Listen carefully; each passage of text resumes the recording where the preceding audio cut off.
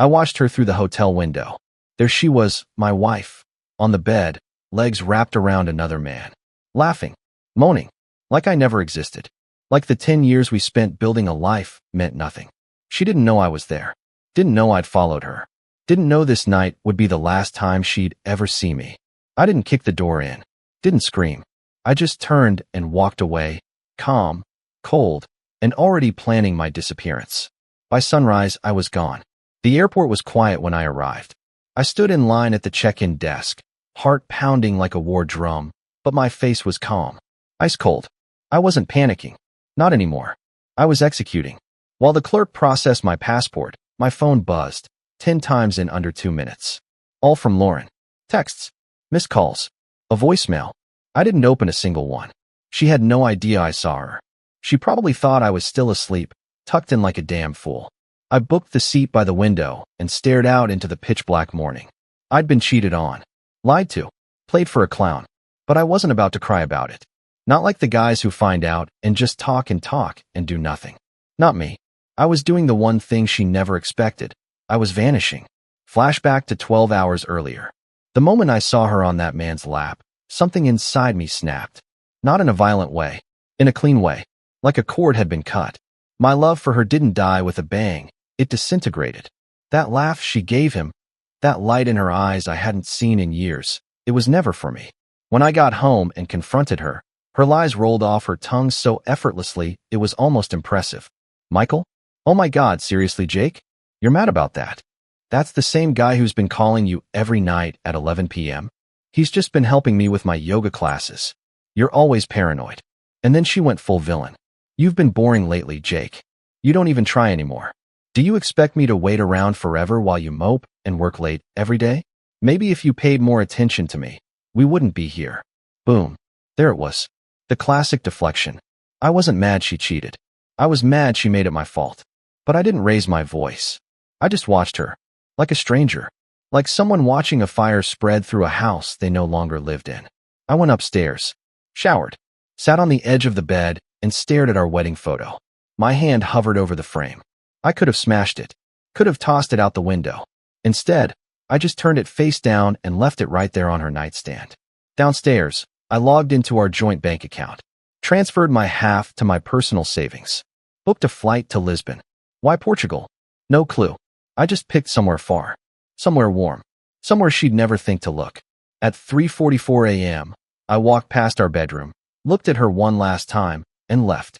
She'd find the silence louder than anything I could have screamed. Back at the airport, the final boarding call echoed through the terminal. I took a deep breath and powered off my phone. Goodbye, Lauren. Goodbye to the lies, the fake smiles, the empty kisses. I wasn't going to beg for answers. I wasn't going to stay and work through it. I wasn't going to become some sad, broken man crying on the bathroom floor. She thought she had the upper hand, that she could cheat and gaslight her way through it. She thought I'd stay. Most guys do. But I had one weapon she never expected. I left before she could destroy me. And that was just the beginning. 3 days into Lisbon, I hadn't spoken a single word to Lauren. Not a call. Not a text. Not even a read receipt. My phone stayed off, tucked deep in my backpack like a cursed object. But every now and then, I'd pull out my laptop, connect to the cafe Wi-Fi, and check my email. That's when I saw it. 47 messages from her. Subject lines like, "Please just talk to me. I made a mistake. I didn't mean for you to see that." Then finally, "Where the hell are you?" That's when I smiled for the first time since this all started. She was unraveling. Not because she missed me. No, not Lauren. She was unraveling because she lost control. For the first time, I wasn't playing by her rules. No begging, no emotional breakdowns, no desperate attempt to win her back. Just silence. And that silence? It was killing her. But let's rewind, because there's a detail I haven't told you yet. Something that even I didn't want to admit at first. That night before I left, I followed her. I knew something was off weeks earlier. She was distant, yes, but there were clues. A second phone I found under her seat once. A name, Melinda, that kept calling, even though she didn't have a friend by that name. The sudden obsession with yoga retreats and Friday nights with the girls who never seemed to post anything on social media anymore. So that night, after the Instagram story bomb dropped, I waited. I let her think I'd gone to bed. She kissed me goodnight like she wasn't lying through her teeth, and then snuck out of the house 20 minutes later. I followed her in an Uber, my hood up, watching from the shadows. The hotel wasn't even discreet. And when I saw her step into the lobby wearing that red dress, high heels clicking like war drums, I knew. I knew she wasn't mine anymore. Hell, maybe she never was. I didn't follow her into the room. I didn't need to. I waited. Waited until I saw the lights go off. Waited until I could make out the silhouette of two bodies against the curtain. That was enough. I didn't need to know his name. Didn't need to hear her voice moaning for someone else. Just knowing she could do that, lie to my face, share our bed, then sneak away like a coward. That was enough fuel to burn every bridge behind me. So when she says in her emails, "I didn't mean for you to find out," that part is true. She didn't. She planned to keep both lives going. The husband at home paying the bills, and the secret thrill on the side who made her feel young again. She didn't want me. She wanted control, comfort, power. But all that was gone now. Now she was sending me novels, pathetic, desperate stories where she was suddenly the victim. You abandoned me. You blindsided me. You could have at least talked to me first. Imagine that. She wanted a conversation now. I ordered another espresso, leaned back in my chair, and watched the Lisbon sunrise stretch across the street like golden silk. In that moment, I didn't feel pain. I didn't feel rage. I felt free. This wasn't heartbreak. This was rebirth. I wasn't going to waste a second chasing a woman who treated my loyalty like a joke. I wasn't going to cry over someone who lied for months while looking me in the eyes. No, I was going to disappear so hard. She'd start to wonder if I was ever real to begin with. And trust me, that was only the beginning of her downfall. By day 6, the tone of Lauren's emails had shifted from desperate to venomous. She'd gone from, "I miss you, Jake, please come home," to "You're acting like a child, grow the hell up," and finally to "If you don't come back soon, I'll take everything in the divorce." That last one, that made me laugh. Out loud. Lauren was always good at manipulation, but terrible at reading the room. She thought threatening me would pull me back under her thumb. She didn't know I'd already spoken to a lawyer the moment my plane landed. I wasn't just gone. I was 3 steps ahead. My attorney, Vincent, was a no-nonsense guy. Ex-military. Sharp as a scalpel and twice as cold. When I told him everything, how she cheated, lied, stole my peace of mind, he didn't flinch. He just asked for the prenup. "We don't have one," I muttered. He raised an eyebrow. "Then we hit her where it hurts." Proof. Timeline. Leverage.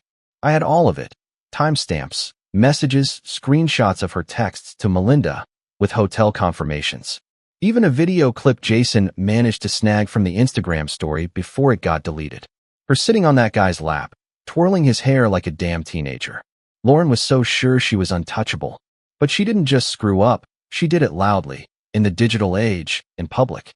And now, I had everything I needed to destroy her legally. But I wasn't in a rush. No, I wanted her to sweat.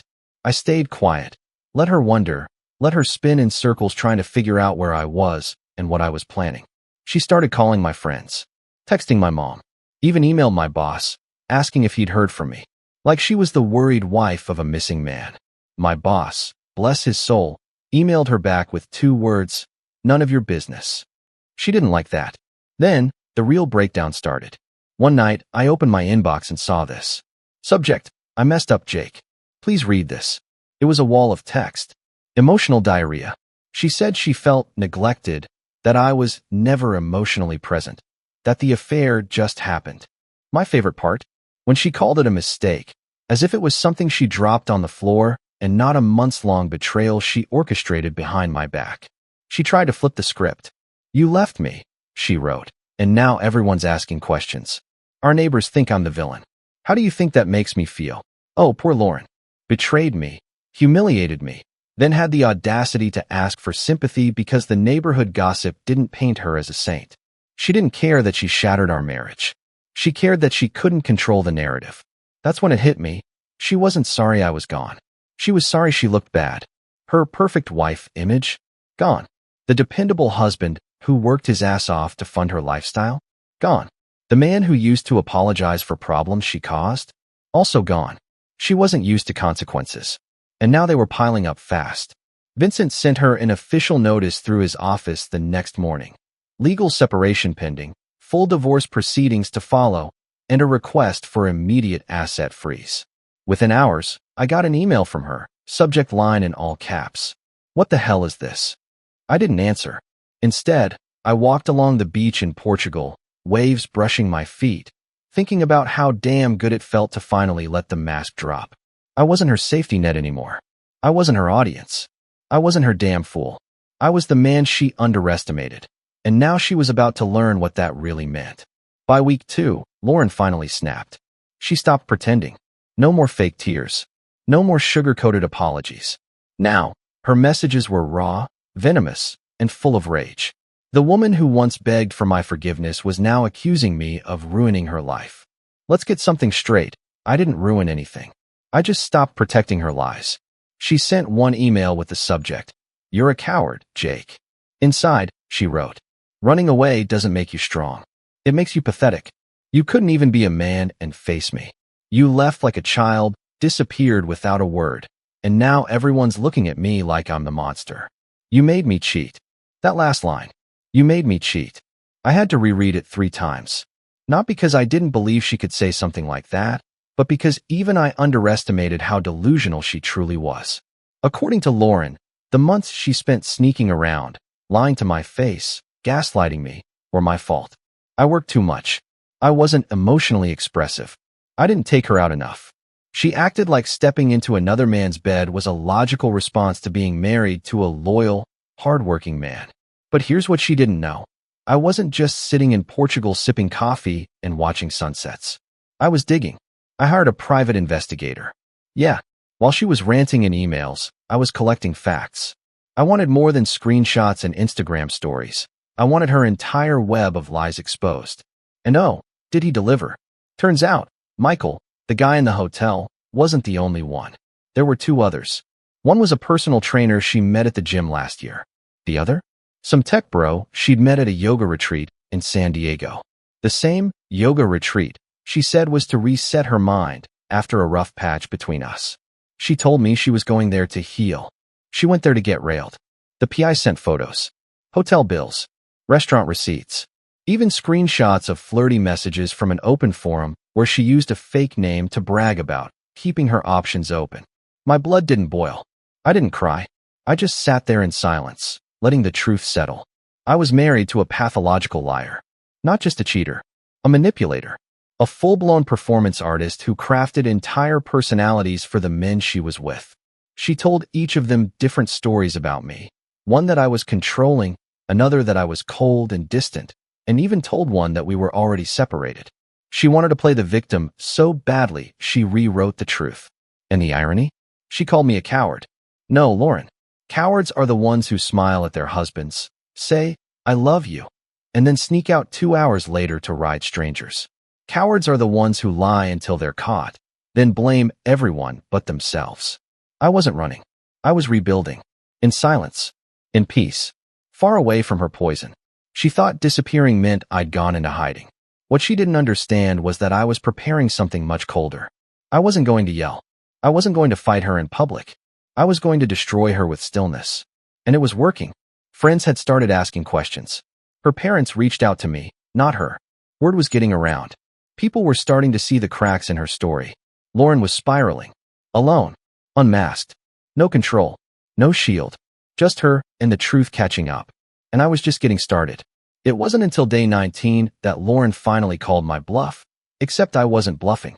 I was walking through the Alfama district in Lisbon, warm breeze on my face, when my phone finally buzzed again, not email this time. A call. Blocked number. I let it ring once, twice. Then curiosity got the better of me. Hello. Dead silence. Then, her voice. Low, shaking, trying hard to sound composed. "Jake, thank God. I've been trying to reach you for weeks." I didn't respond. "I know I screwed up," she said quickly. "But you're going too far. You left me, Jake. You ghosted your wife. This isn't normal. You can't just disappear like that. What about our life? What about our house? The bills? Taxes? Your job?" Still I said nothing. "You think you're punishing me?" she snapped, her voice tightening like a vice. "You're punishing yourself. You're alone, halfway across the world, no one beside you. I'm here, Jake. I'm home. You can still fix this. That word, fix. She still thought this was a crack in the wall. Something I could patch up with enough emotional duct tape. She hadn't realized yet the house had burned down. You cheated, I said flatly. She went quiet. You cheated, I repeated, with at least 3 different guys. Lied about it. Blamed me for it. And now you want me to come back and pretend the bed you desecrated can still feel like home. Jake. Stop talking. The line went quiet again. I could hear her breathing. Shaky. Angry. You don't get to rewrite this, I continued. You don't get to play victim. Not this time. You lost me the moment you decided your pleasure mattered more than your promises. There was a pause.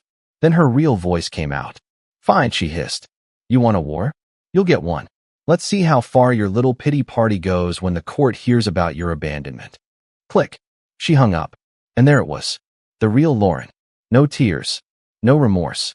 Just ego. Threats. Fear of losing control. I expected it. Hell, I welcomed it. Because now I could stop pretending she was ever worth grieving. She wasn't calling to apologize. She was calling because she was losing her grip on me, on the story, on the image she'd carefully built. But she didn't know what I'd already done. I'd filed everything. Collected receipts. Witnesses. Evidence of infidelity. Financial fraud. Yep, turns out she'd been siphoning money from our joint account for months, funneling it into a private credit card to fund her little retreats and self-care nights. The cherry on top? She even bought that red dress using my Amazon account. The same one I found crumpled in her gym bag with another man's cologne all over it. Vincent had everything. My attorney said it plainly during our last call. She has no leverage, Jake. She's desperate. That's why she's panicking. We play this clean. You walk out with everything that matters. And she walks out exposed. I didn't need revenge. I just needed truth. And truth was already doing the damage. That evening, I sat at a rooftop bar, wine in hand, watching the Lisbon skyline blaze orange. And for the first time in years, I didn't feel like someone's husband. I felt like me again. Whole. Clear-headed. Untethered. Lauren once told me, you'd fall apart without me. But she was wrong. She was the weight I didn't realize I was dragging. And now that I dropped it, I was finally flying. Week 3 came with a storm, not in Lisbon, but back home. And Lauren? She was standing in the middle of it, without an umbrella. I hadn't said a word publicly. No rage posts. No cryptic messages. No she broke me sob stories. I let silence do the talking. But truth has a nasty habit of slipping through cracks, especially when you're trying to hold up a fake persona like Lauren's. It started with Michael, the hotel guy. Apparently, he didn't know she was married. Lauren, ever the liar, told him I was an ex who wouldn't move out, and that we were basically separated. But after I vanished, and she started spiraling, she must have reached out to him. Maybe trying to feel wanted. Maybe trying to get validation. Whatever it was, it backfired. Michael messaged one of my friends, Jason. Yeah, that Jason. The guy who'd shown me the original Instagram story that exposed her. He was pissed. I didn't know she was married, bro, Michael wrote. She told me you two were done. Jason forwarded the message to me, then posted it. Publicly. Caption. Funny how some people only find the truth when the lies start falling apart. Stay strong, Jake. And just like that, the dam broke. People started talking. Our friend circle. Her coworkers. Even her yoga group. I didn't tell anyone what happened, but Jason, bless his loyal soul, did. And he wasn't subtle. He called her out by name. Called her a manipulator. Said she gaslit her husband for months while sneaking around with 3 different men. Showed proof. Screenshots. Hotel receipts. The works. And people believed him, because guess what? It was all true. Lauren's Instagram went dark within a day. She shut off comments. Blocked people. Even deleted old posts of us together. But it was too late. The image she'd worked so hard to build, the sweet, spiritual, self-loving wife, was shattered. Everyone saw her now for what she really was. A liar. A coward. A woman who didn't get caught. She got exposed. Meanwhile, I was still in Portugal. Quiet. Calm. Sipping espresso in the morning, walking the beach at night, and letting her world fall apart without lifting a finger. I didn't need to do anything. She was burning her own house down. The most poetic part? Her own family found out. I got an email from her sister, Megan. Jake, I'm sorry. I didn't know any of this. Lauren told us you had a mental breakdown and ran off. She said you were cheating on her. But now that we've seen the truth, I don't even know what to say. If you ever need anything, I'm here. Let that sink in. Her own blood turned on her. Not because I made them, because she couldn't hide anymore. People like Lauren depend on darkness, on secrets, on silence. But once the light hits, their whole persona dissolves. And suddenly, they're not strong. They're not confident. They're just exposed. She went from threatening me to begging me again. Can we talk? Just one call. I didn't know how to ask for help. I miss who we were. I read those emails like they were written to someone else. Because the man she thought I was, the man who'd crawl back, cry with her, forgive her just to keep the peace. He died the night I watched her through that hotel window. The new me? He was done pretending. She used to call me boring. Too predictable. Too soft. Funny how quiet, boring men are the ones who disappear without warning and leave a trail of destruction without lifting a hand. And she had no one left to blame but herself. The divorce was finalized 47 days after I left. No trial. No back and forth. Just paperwork, silence, and her signature, scribbled like an afterthought at the bottom of a contract she never thought she'd see. Vincent handled everything with military precision. She tried to fight, at first, demanded alimony, claimed emotional abandonment. But when he laid out the timeline, the financial fraud, the multiple affairs, she folded. Her lawyer must have told her what I already knew. You don't win a war you started by accident against a man who's been quietly building an army while you bragged on Instagram.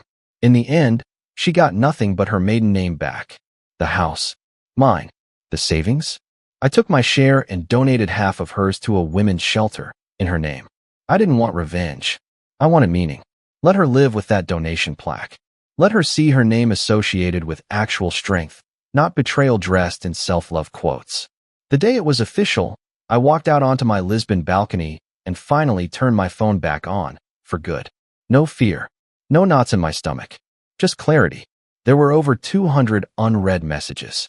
I didn't open a single one. Not from her. Not from her friends trying to mediate. Not from random people who once liked her photos and now whispered about her behind her back. I wasn't angry anymore. I was clean. Unbound. I'd spent years loving a woman who wore a mask. Who weaponized affection. Who turned loyalty into a joke and thought a pretty face could excuse a rotten core. But now, she was just a chapter. A lesson. A scar that didn't bleed anymore. I rented a small place by the coast. Simple. Clean. No drama. I started journaling again. Hiking. I met people who didn't know my past and didn't ask for it. And for the first time in years, I slept without grinding my teeth. But here's what mattered most. I didn't hate her. I pitied her. Because a woman like Lauren will never feel full. She'll keep chasing attention, validation, and dopamine hits until the mirror finally shows her what she is, alone. Meanwhile, I learned something priceless. If your gut screams, listen. The heart lies, the brain overthinks, but the gut? It always knows. Silence is a weapon. Not every battle needs blood. Sometimes you win by disappearing. Betrayal doesn't define you. Your reaction does. So if you're in the middle of the storm, if you're still hearing lies wrapped in love, still holding on to someone who couldn't hold on to you, know this. You're not weak for leaving. You're strong for surviving. And sometimes, the real power isn't in yelling louder or fighting dirtier. It's in walking away so quietly they don't realize they lost you until the silence starts screaming. That morning, Lauren woke up and I was gone. She thought I vanished. But the truth? I was finally found. I swear to God, I didn't see it coming. 1 second, I was holding a glass of wine, smiling at our closest friends and family, thinking this was the happiest moment of my life. 10 years of marriage. 10 years of sacrifices, love, laughter, and building a life together. The next second, my wife, Madison, stood up in her tight red dress, clinked her spoon against the glass, and made an announcement that didn't just humiliate me, it annihilated me. I just want to say, she said, flashing that fake smile she uses when she's about to cause damage, I'm going to Hawaii next week, with the love of my life, for another party. Everyone laughed. They thought it was some kind of joke. Some even clapped. Her sister Courtney giggled like a middle schooler, and her mother, Sharon, raised her glass like it was a goddamn toast. But I stood frozen.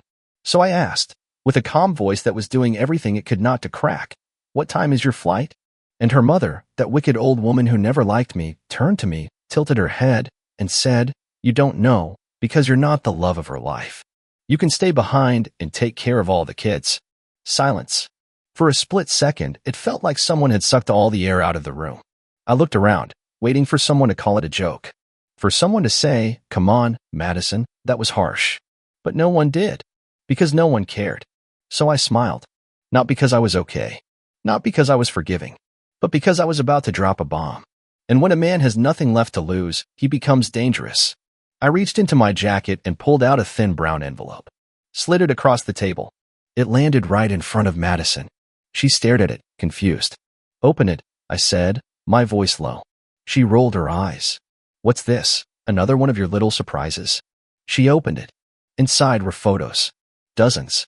Madison, half-dressed, wrapped around a man I had never seen before. A man with tattoos down his arms and a mouth that seemed to always be smirking. They were in hotel rooms. On balconies. In the back of a black SUV. "Oh my God," someone whispered. She froze. Everyone else gasped. Sharon snatched the envelope from her hands and stared in shock. And I just sat there, watching her soul leave her body. "His name is Damon," I said, finally standing up. "They've been meeting while I was putting the kids to bed, while I was building her that home office, while I was taking overtime shifts to pay off her car. This has been going on for 8 months. Her mouth opened, but nothing came out. "Next week, while you're in Hawaii with him, I'll be filing for divorce," I said. "And I've already spoken to a lawyer. Sharon, you can keep helping her destroy lives. But my kids are staying with me." Now the silence was real. I walked away from that dinner with my head held high and my heart on fire. Not with rage. Not yet. That would come later. But with something more dangerous. Resolve. I knew there was more to uncover. This wasn't just about betrayal. This wasn't just about a man named Damon. It was about who my wife had become. And I was going to find out everything. Because this wasn't the end. This was the beginning. The beginning of war. I didn't go home that night. I drove around until my gas tank lit up, parked in some empty Walmart lot, and sat there with my hands on the steering wheel, staring into the nothingness. My phone buzzed nonstop. Texts from her. Calls from her sister. Even a missed call from Sharon. I didn't answer any of them. Not because I was trying to be dramatic, but because I knew if I heard her voice, I might snap. And I needed to stay focused. It wasn't just betrayal, it was the theater of it. She performed my humiliation. In front of family. Friends. Our kids' godparents. And for what? For some smug bastard with a tan and a gym membership? At 4:27 a.m., I finally drove home. The house was dark. Quiet. But my blood was still screaming. I didn't wake the kids. Didn't say a word. I just walked into our bedroom and opened her drawers. I wanted to see for myself. And there it was, a second phone. Sloppy. Obvious. Hidden behind an old scarf she hadn't worn since Christmas. I unlocked it with her birthday. No passcode change. No caution. Just pure arrogance. The messages were disgusting. "Last night was wild. My legs still shaking, face-blowing kiss. I wish I woke up next to you instead of that boring husband. Let's book the penthouse again. That view. And you on that couch? Damn." I scrolled through photos, some taken in our home. On the couch where we watched Pixar movies with our kids. On our kitchen counter. Even one in my garage, where I taught my son how to fix his bike.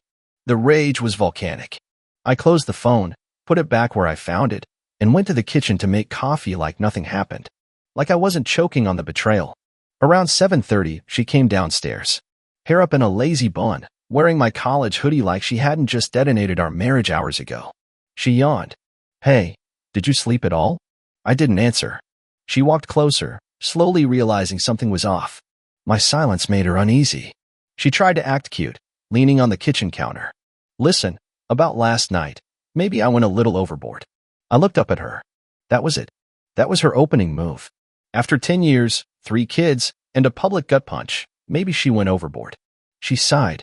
"Damon, he was just... I don't know, okay? He made me feel alive again."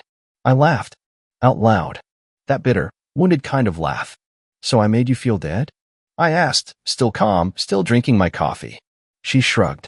"You were always busy. The bills. The house. Work. I just wanted to feel like a woman again." A woman. That's what she said. Not a mother.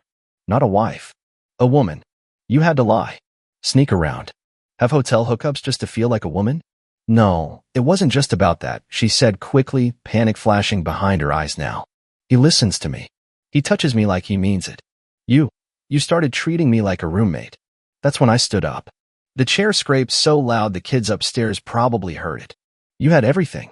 And when it got hard, when life got real, you took the first exit with abs and a credit card. She flinched.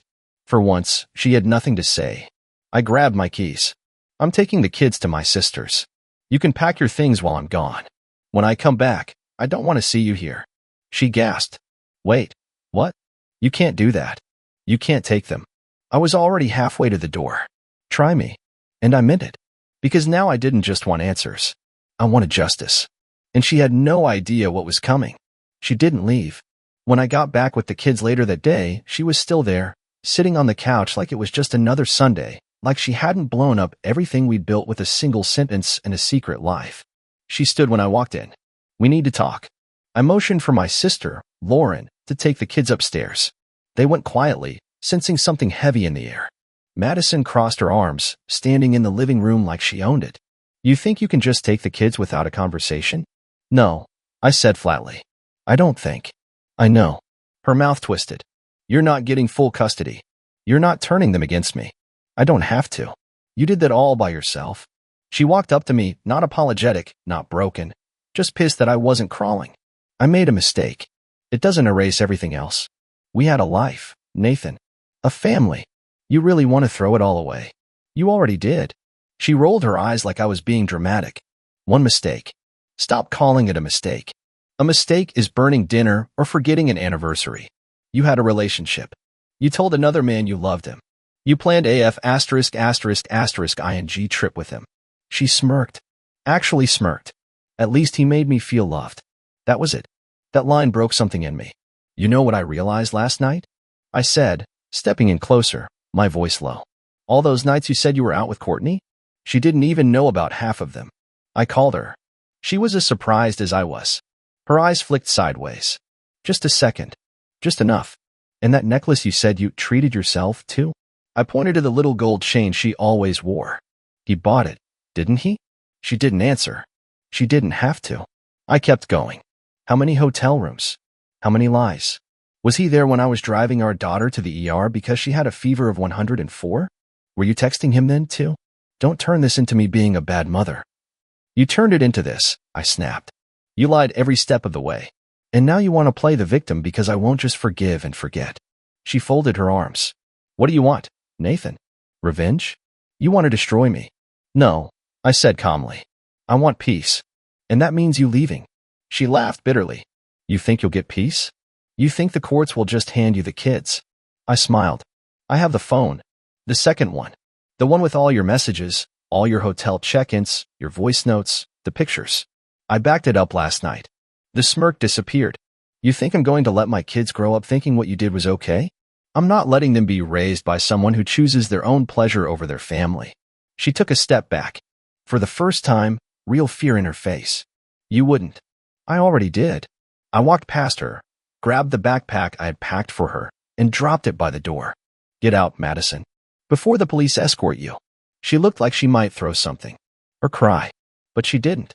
She just stood there, stunned. I'm not done, she whispered. I looked her in the eye. Neither am I. Then she left. No goodbye. No apology. Just silence. And that was somehow worse than if she'd screamed. Because it meant she never really cared. Not about me. Not about the kids. Just about herself. I didn't sleep that night. Not even a minute. I sat at the edge of the bed with my laptop open, the phone backed up, every photo, video, voice note carefully cataloged. I had files, dates, hotel addresses, everything I needed. It wasn't about destroying her anymore. It was about protecting what was left of my life. My kids. My peace. My name. Around 3:14 a.m., my email pinged. It was her. Subject. You're ruining everything. I opened it. Short, venomous. You think this makes you a hero? You think they'll grow up loving a bitter man who threw their mother out? Good luck finding someone who'll love a man who records everything and hides behind lawyers. I didn't reply. The next day, I met with my lawyer, Ben. Good guy.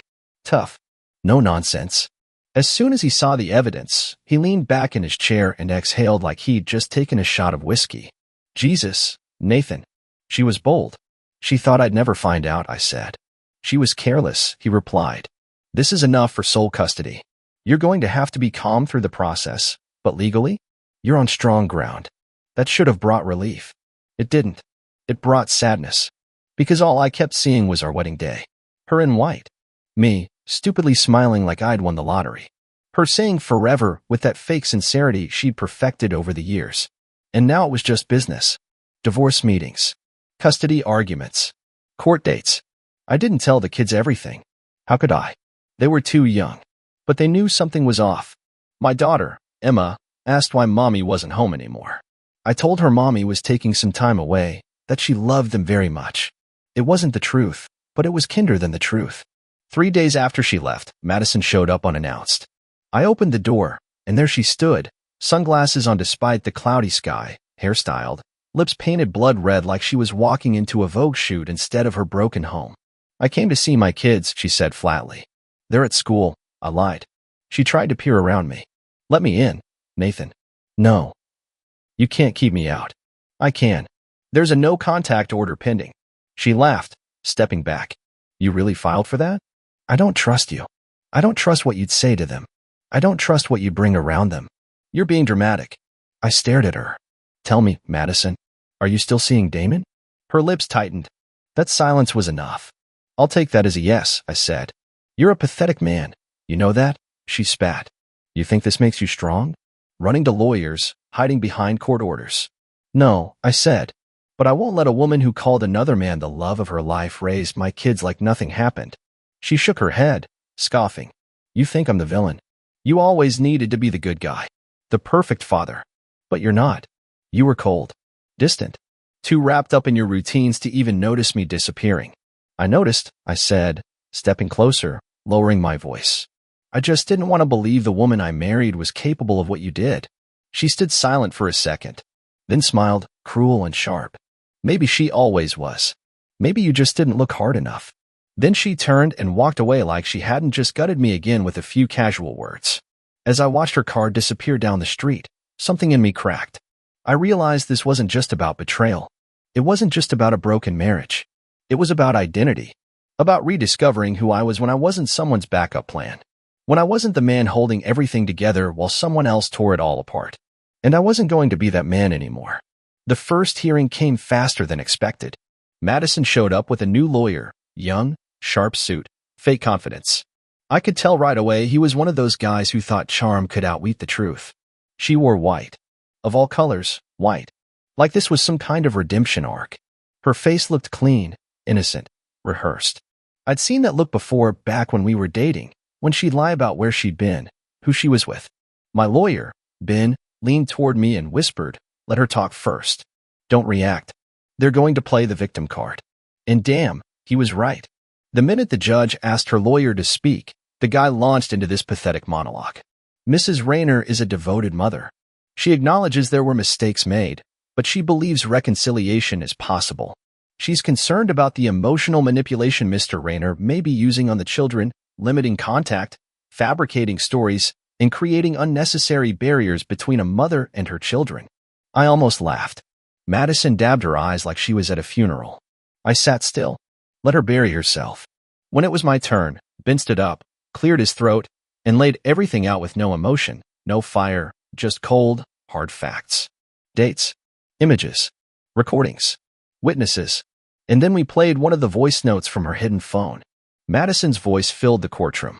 I'm just sick of pretending. Nathan's boring. He's like a wall. Damon actually knows how to make me feel something. I don't care what anyone thinks. I'd leave it all behind just to have one more night with him. The judge didn't flinch, but I saw her lawyer blink. Hard. Twice. Madison? She looked like she wanted to crawl out of her own skin.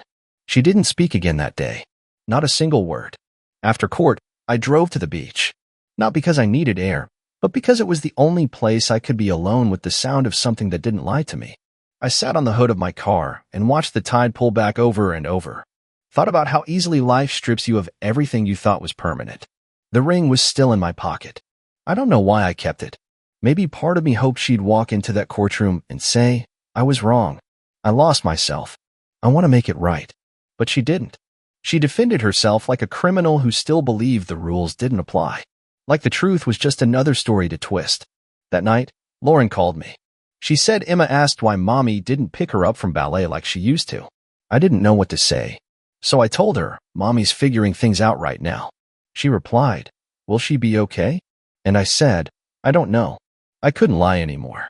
Not even to protect them. A few days later, Madison texted me. Can we talk? No lawyers. Just us. I didn't reply right away. But something inside me, some bitter, broken part, wanted to hear what she had to say when there weren't judges watching or attorneys speaking for her. So I told her to come by Saturday morning. She showed up exactly at 9, wearing the sweater I bought her last Christmas. Looking softer. Still manipulative, but toned down. We sat at the dining table. The same table where she used to lay out birthday cakes. Where we planned family trips. Where she probably texted him under the table while pretending to laugh at my jokes. She cleared her throat. I messed up. I didn't say anything. She continued, I don't expect forgiveness.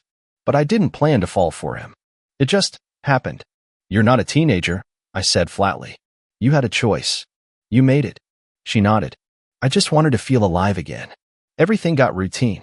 You were busy, the kids, the bills. And he made me feel wanted. And now? I asked. She looked down. Now he's gone. He ghosted me after the photos came out. Probably scared of the drama. I held back a laugh. She looked up at me, eyes glassy. I made a huge mistake. No, I said. You made 100 small ones. And they added up. You just finally saw the cost. She reached out like she wanted to touch my hand. I moved mine away. She flinched.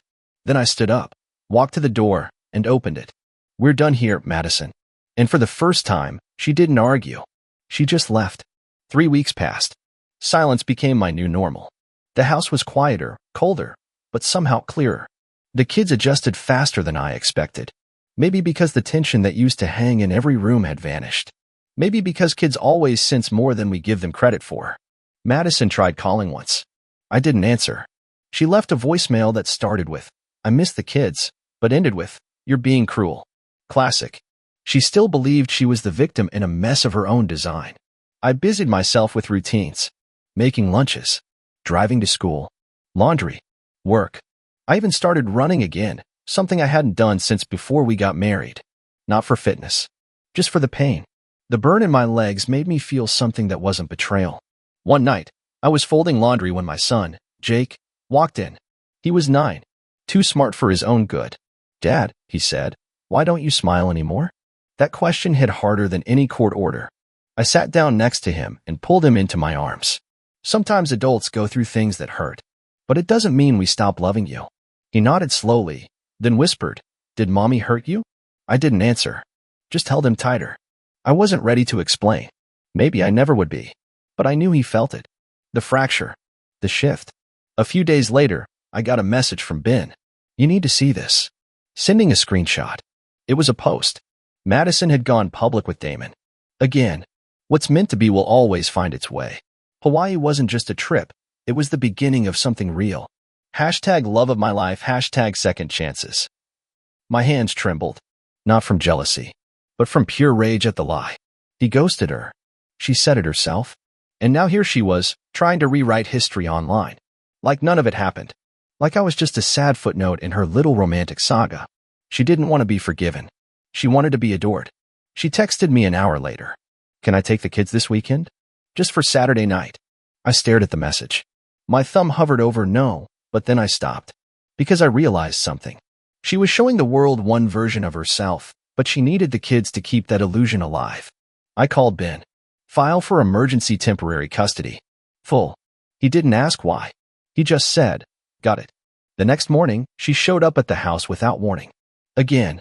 No call. No heads up. Just her red SUV pulling into the driveway like she still lived there. She rang the bell, hard. I opened the door halfway. What are you doing here? She pushed past me, eyes wild. Did you file for full custody? What the hell, Nathan? You posted a man online who isn't their father, who's been part of your betrayal, and now you want unsupervised time? Are you out of your mind? She stepped closer, face twisted. You're jealous. That's what this is. You're bitter and controlling and trying to punish me because I moved on. I laughed. You think I care who you post? I care about my kids. And you've shown zero judgment, zero remorse, and zero ability to put them first. You don't get to decide that, she yelled. I pointed to the door. Get out, Madison. No, not until you tell me what's really going on in that twisted little head of yours. I stepped close enough she could feel the heat of my fury. You want the truth? You're not their mother anymore. You're a cautionary tale. You lied, cheated, and humiliated me in front of our family. And then you turned our kids into props for your pathetic Instagram fantasy. You lost the right to ask questions the moment you chose him over us. She stood frozen, silent, and then she slapped me. Hard. The sound cracked through the house like a whip. I didn't flinch. Get out, or I'll call the cops. She looked like she wanted to scream, cry, hit me again, but instead, she turned and walked out the door. And for the first time since this nightmare began, I felt something that resembled freedom. The slap left a red mark on my cheek that faded within an hour, but the burn stayed longer. Not physical, emotional, symbolic. Like she had to leave one final fingerprint on my dignity before walking away. But I didn't call the cops. I didn't need the chaos. I needed control. And I had it now. Later that night, I sat alone in the living room, watching a home video on my phone. It was from 2 years ago, Jake's 7th birthday. Madison was laughing in the background, holding the cake. The kids were singing. I was filming, smiling like a man who had it all. I paused the video right as she looked into the lens and winked. Like we shared a secret. Back then, we did. But not the one I thought. She was probably already cheating. There was something haunting about realizing betrayal wasn't a single event. It was a slow, silent bleed that started long before I noticed. The next few weeks were a whirlwind of legal paperwork, supervised visit schedules, therapy sessions for the kids, and meetings with school counselors. I told them the truth in fragments. Enough to protect them, but never enough to let the poison spill over. Then one morning, Emma came down holding a drawing. It was a picture of me, her, Jake, and a woman with a big red X over her face. Who's this? I asked gently. She looked at me, wide-eyed. Mommy. I didn't say a word. Just stared at it, feeling the breath leave my lungs. What does the X mean? I asked. She made you cry, Emma whispered. Jake said she broke the house. I folded the paper quietly and tucked it into a drawer. I didn't know whether to feel broken or grateful that they understood. That weekend, during her court-approved 2-hour supervised visit at a family center, Madison brought gifts. Dolls, toys, candy, all bought to paint over the rod. The kids barely touched them. Jake asked if Damon was coming. Emma said she didn't want to go to Hawaii. I watched her expression crumble in real time. That look, when a woman who lived for attention realizes her own children see through her act. It was devastating. And I didn't feel sorry. After the visit, she texted me again. Can we talk? Please. Just me and you. I stared at the message. It was different this time. Not angry. Not defensive. Just hollow. Against my better judgment, I agreed. We met at a public park. Neutral ground.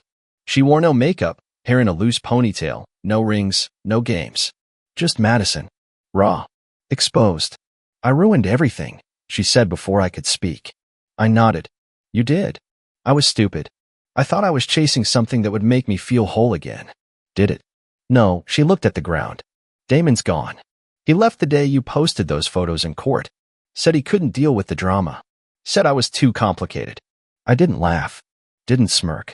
I just listened. I don't want him back, she added. I don't even think I wanted him. I just wanted to feel something other than invisible. You made me feel invisible for years, I said calmly. While I was giving everything I had, you were feeding your ego with secrets and attention. You don't get to rewrite that now. I know. Her voice cracked. I don't want anything from you. Not money. Not pity. I just want them to know I still love them. Then act like it, I said coldly. Get help. Fix yourself. Show them love that doesn't come wrapped in lies and gifts. Show up as someone who earns trust, not demands it. She nodded, tears slipping down her cheeks. But I didn't reach for her. I didn't offer comfort. That part of me was gone. Before we left, she asked, "Do you hate me?" I thought for a moment, then looked her in the eye. No. Hating you would mean I still cared that much. She broke down. Right there on the bench, hands covering her face, sobbing into the wind. I walked away. Not out of cruelty, but because some wounds only heal when you stop picking at them. The divorce was finalized 2 months later. Clean on paper, messy underneath. She didn't fight it anymore. Maybe because she'd finally realized she had no ground to stand on, or maybe because she was too tired to pretend. Either way, it was over. I got primary custody. the house, most of the shared assets. She got scheduled visitation, therapy requirements, and the cold reality of starting over with no one clapping for her anymore. The day the papers came in the mail, I didn't celebrate. I sat at the kitchen table, just me and a glass of whiskey, staring at my name next to the word single. It should have felt like freedom, but it felt like fallout. I wasn't the same man anymore. One morning, while packing lunch for the kids, Jake came in and asked, "Are you happier now?" That question hit like a punch. I knelt down, looked him in the eyes, and said, "I will be. I'm working on it." Because that was the truth. Healing doesn't happen overnight. It happens in pieces, quiet moments, deep breaths, learning to enjoy the silence again. I stopped looking at Madison's social media. She kept posting pictures of new friends, forced smiles, hashtags about fresh starts and self-love. But none of it felt real. It was the same mask with a different filter. Eventually, I started talking to people again. Friends I'd pushed away. Colleagues who invited me out. Even one woman, Rachel, a single mom from Jake's school who smiled with her whole face and asked me about my favorite books instead of what I did for a living. But I wasn't ready for more. Not yet. I needed to rebuild the man I'd lost in that marriage. One night, after the kids fell asleep, I opened the drawer where I'd hidden Emma's drawing, the one with the red X over her mother's face. I looked at it for a long time. Then I took a marker and gently drew a new line, one that erased the X. Not because I forgave Madison, but because I didn't want my kids carrying that anger forever. They deserved better. So did I. Looking back, there were signs. I ignored them. I excused them. I thought love meant patience, sacrifice, silence. But love also means respect, honesty, effort. And if those things are missing, you're not in love, you're in survival mode. I'd spent years surviving. Now it was time to live. If there's one thing I learned through all this, it's this. Betrayal doesn't destroy you. It reveals what was already broken. And sometimes, the most painful truth is the one that sets you free. So to every man reading this, wondering if you're crazy, overthinking, or not enough, listen closely. If she humiliates you, lies to you, disrespects you, she's already gone. And you deserve more than leftovers from someone who gave their best to someone else. Choose yourself. Every time. A year later, I stood at the same beach where I once sat alone, staring at the ocean with a broken heart and no idea what came next. But this time, I wasn't alone. Jake and Emma were running down the sand, laughing, chasing each other with sticks like little warriors, their cheeks flushed and alive. I was smiling, not because everything was perfect, far from it, but because I had made it. Through the wreckage, through the silence, through the nights where grief sat heavy on my chest and the days where I doubted every decision I'd made. Madison still came around sometimes. Quiet now. Measured. The fire she used to burn everything in her path had faded. She didn't fight anymore. Didn't flash that smug smile. She'd become a shadow of the woman who once stood in front of a room full of people and said I wasn't the love of her life. And maybe I wasn't. But that didn't break me. It built me. Because now, I knew who I was. I was the man who stayed when she ran. The father who showed up when she disappeared. The husband who gave everything until there was nothing left to give. And when that moment came, I didn't collapse. I evolved. I started reading again. Waking up early. Cooking meals from scratch. Taking walks without my phone. Laughing more.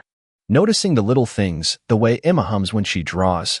How Jake insists on saying goodnight twice just in case I didn't hear the first one. There's a kind of peace that comes after you survive the worst version of love. You stop waiting for apologies. You stop needing closure. You realize the greatest revenge isn't anger or punishment, it's healing. So if you've been hurt, if she betrayed you, if you were made to feel small, unwanted, replaceable, hear me. You are not weak for loving the wrong person. You are not broken because she lied. You are not unworthy because she couldn't see your value. You are still here, still breathing, still standing. And your story isn't over. It's just beginning. You know those moments that split your life into a before and after? Mine came with a slap. A slap so loud it silenced the laughter, the clinking champagne glasses, the string quartet playing some cheesy love song. It was our 5th wedding anniversary, and I was on the ground, stunned, cheeks stinging, ears ringing, and the woman I married, the same one who once whispered forever into my ear, stood above me like I was some criminal trash dragged in from the alley. "Return the watch, Dylan," she screamed, mascara smudged not from crying, but from fury. "You're disgusting." The accusation came from her mother first, Deborah, a woman with a smile colder than winter in Detroit. She strutted into the garden like she owned the place, flashing that fake luxury aura and clutching a martini. I'd barely raised a toast when she shrieked. "You stole my watch. My $30,000 gold Rolex. You're the thief." It was like someone ripped the air out of the party. And instead of defending me, my wife, Emily, my goddamn wife, didn't hesitate. Didn't blink. She grabbed the mic from the DJ, paused the celebration, and barked like I was a stray dog. "Everyone, I'm sorry. We have a serious issue. My husband seems to think he can lie and steal from my family." That's when the slap came. I hit the patio stone, my head knocking against the edge of the marble fountain she'd insisted on renting for the aesthetic. The crowd gasped. Deborah sipped her drink like it was all going according to plan. And Emily? She didn't even check if I was okay. She just turned her back and shouted for the caterers to shut everything down. I struggled to my feet, bleeding from the temple. The band had stopped. The photographer froze mid-shot. Her father, Bill, stood there red-faced, gripping a cigar he never lit. Emily's sister Katie just looked away, like this was too awkward to be seen. And our friends? Silent. Cowards in formal wear. I tried to speak, to defend myself. I didn't touch her watch. Why the hell would I? "Emily, are you seriously? You've been acting strange for weeks," she cut in. "Lying about where you go, sneaking around. Maybe this explains the extra expenses on our credit card." That last part hit harder than the slap. Because I had been acting strange. But not for the reasons she thought. For the last month, I'd been planning a surprise trip for us. Paris, the place she always dreamed of. I was juggling the bookings, hiding the details, even working late to afford it all. That's why I was off, why I was distant. I was doing it for her. And now I stood there, humiliated, accused of theft in front of everyone we knew. Over a damn watch I never saw. Where's the proof? I snapped, blood trickling past my brow. "You're just going to believe her? After everything?" Emily stared at me with a look I'll never forget, like she didn't even know me anymore. Or maybe like she never did. "I want you out of this house. Now." That's when something strange happened. Katie, her sister, stepped forward. Quietly, nervously. "Mom, you wore the watch to the salon this morning. You told me you were taking it off there because it didn't match your outfit." Deborah's face went stiff. Her lips twitched. "Nonsense. I remember putting it on at the venue. But there was a crack in the story now." "You told me the same thing," Emily's father added, almost under his breath. Deborah glared. "So now you're all on his side?" Emily's eyes flickered. Just for a second. Doubt. Regret? Too late. The pain in my chest wasn't from the slap. It was something worse. Deeper. I realized in that moment. This wasn't about a watch. This was something else. A setup. A smokescreen. She wanted me gone. But why?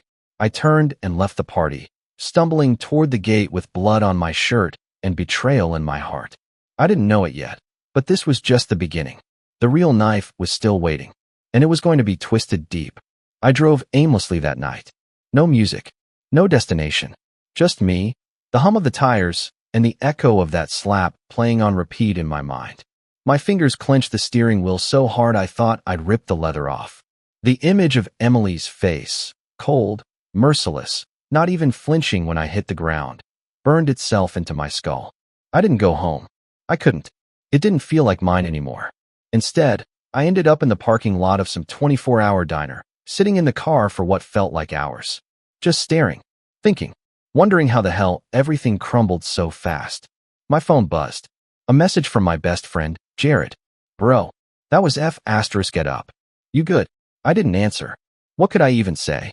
That I'd just been accused of theft, publicly humiliated, slapped like a stray animal, by the woman I was supposed to grow old with?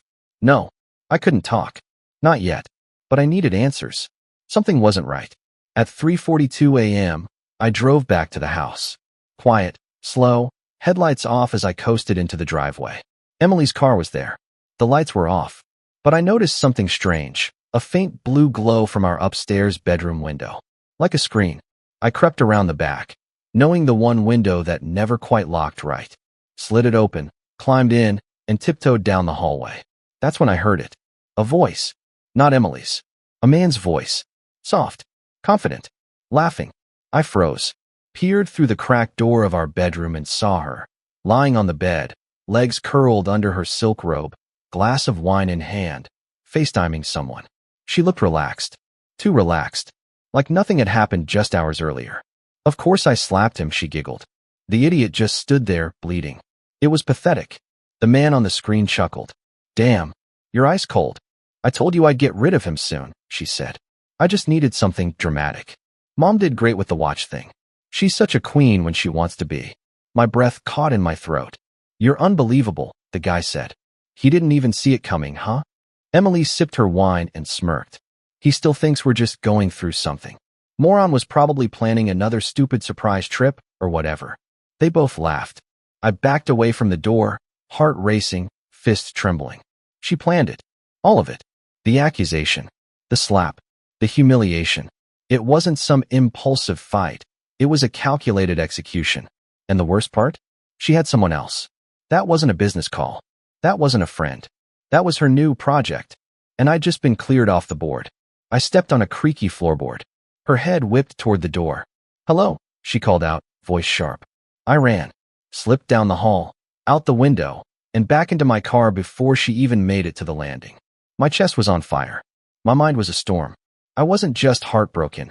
I was betrayed on a level I didn't even know existed. By the time I hit the main road, my phone started buzzing again.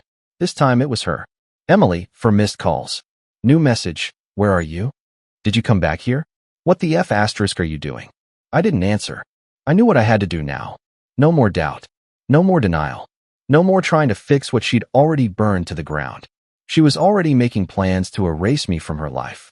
I was going to show her that I don't vanish that easily. I didn't sleep that night.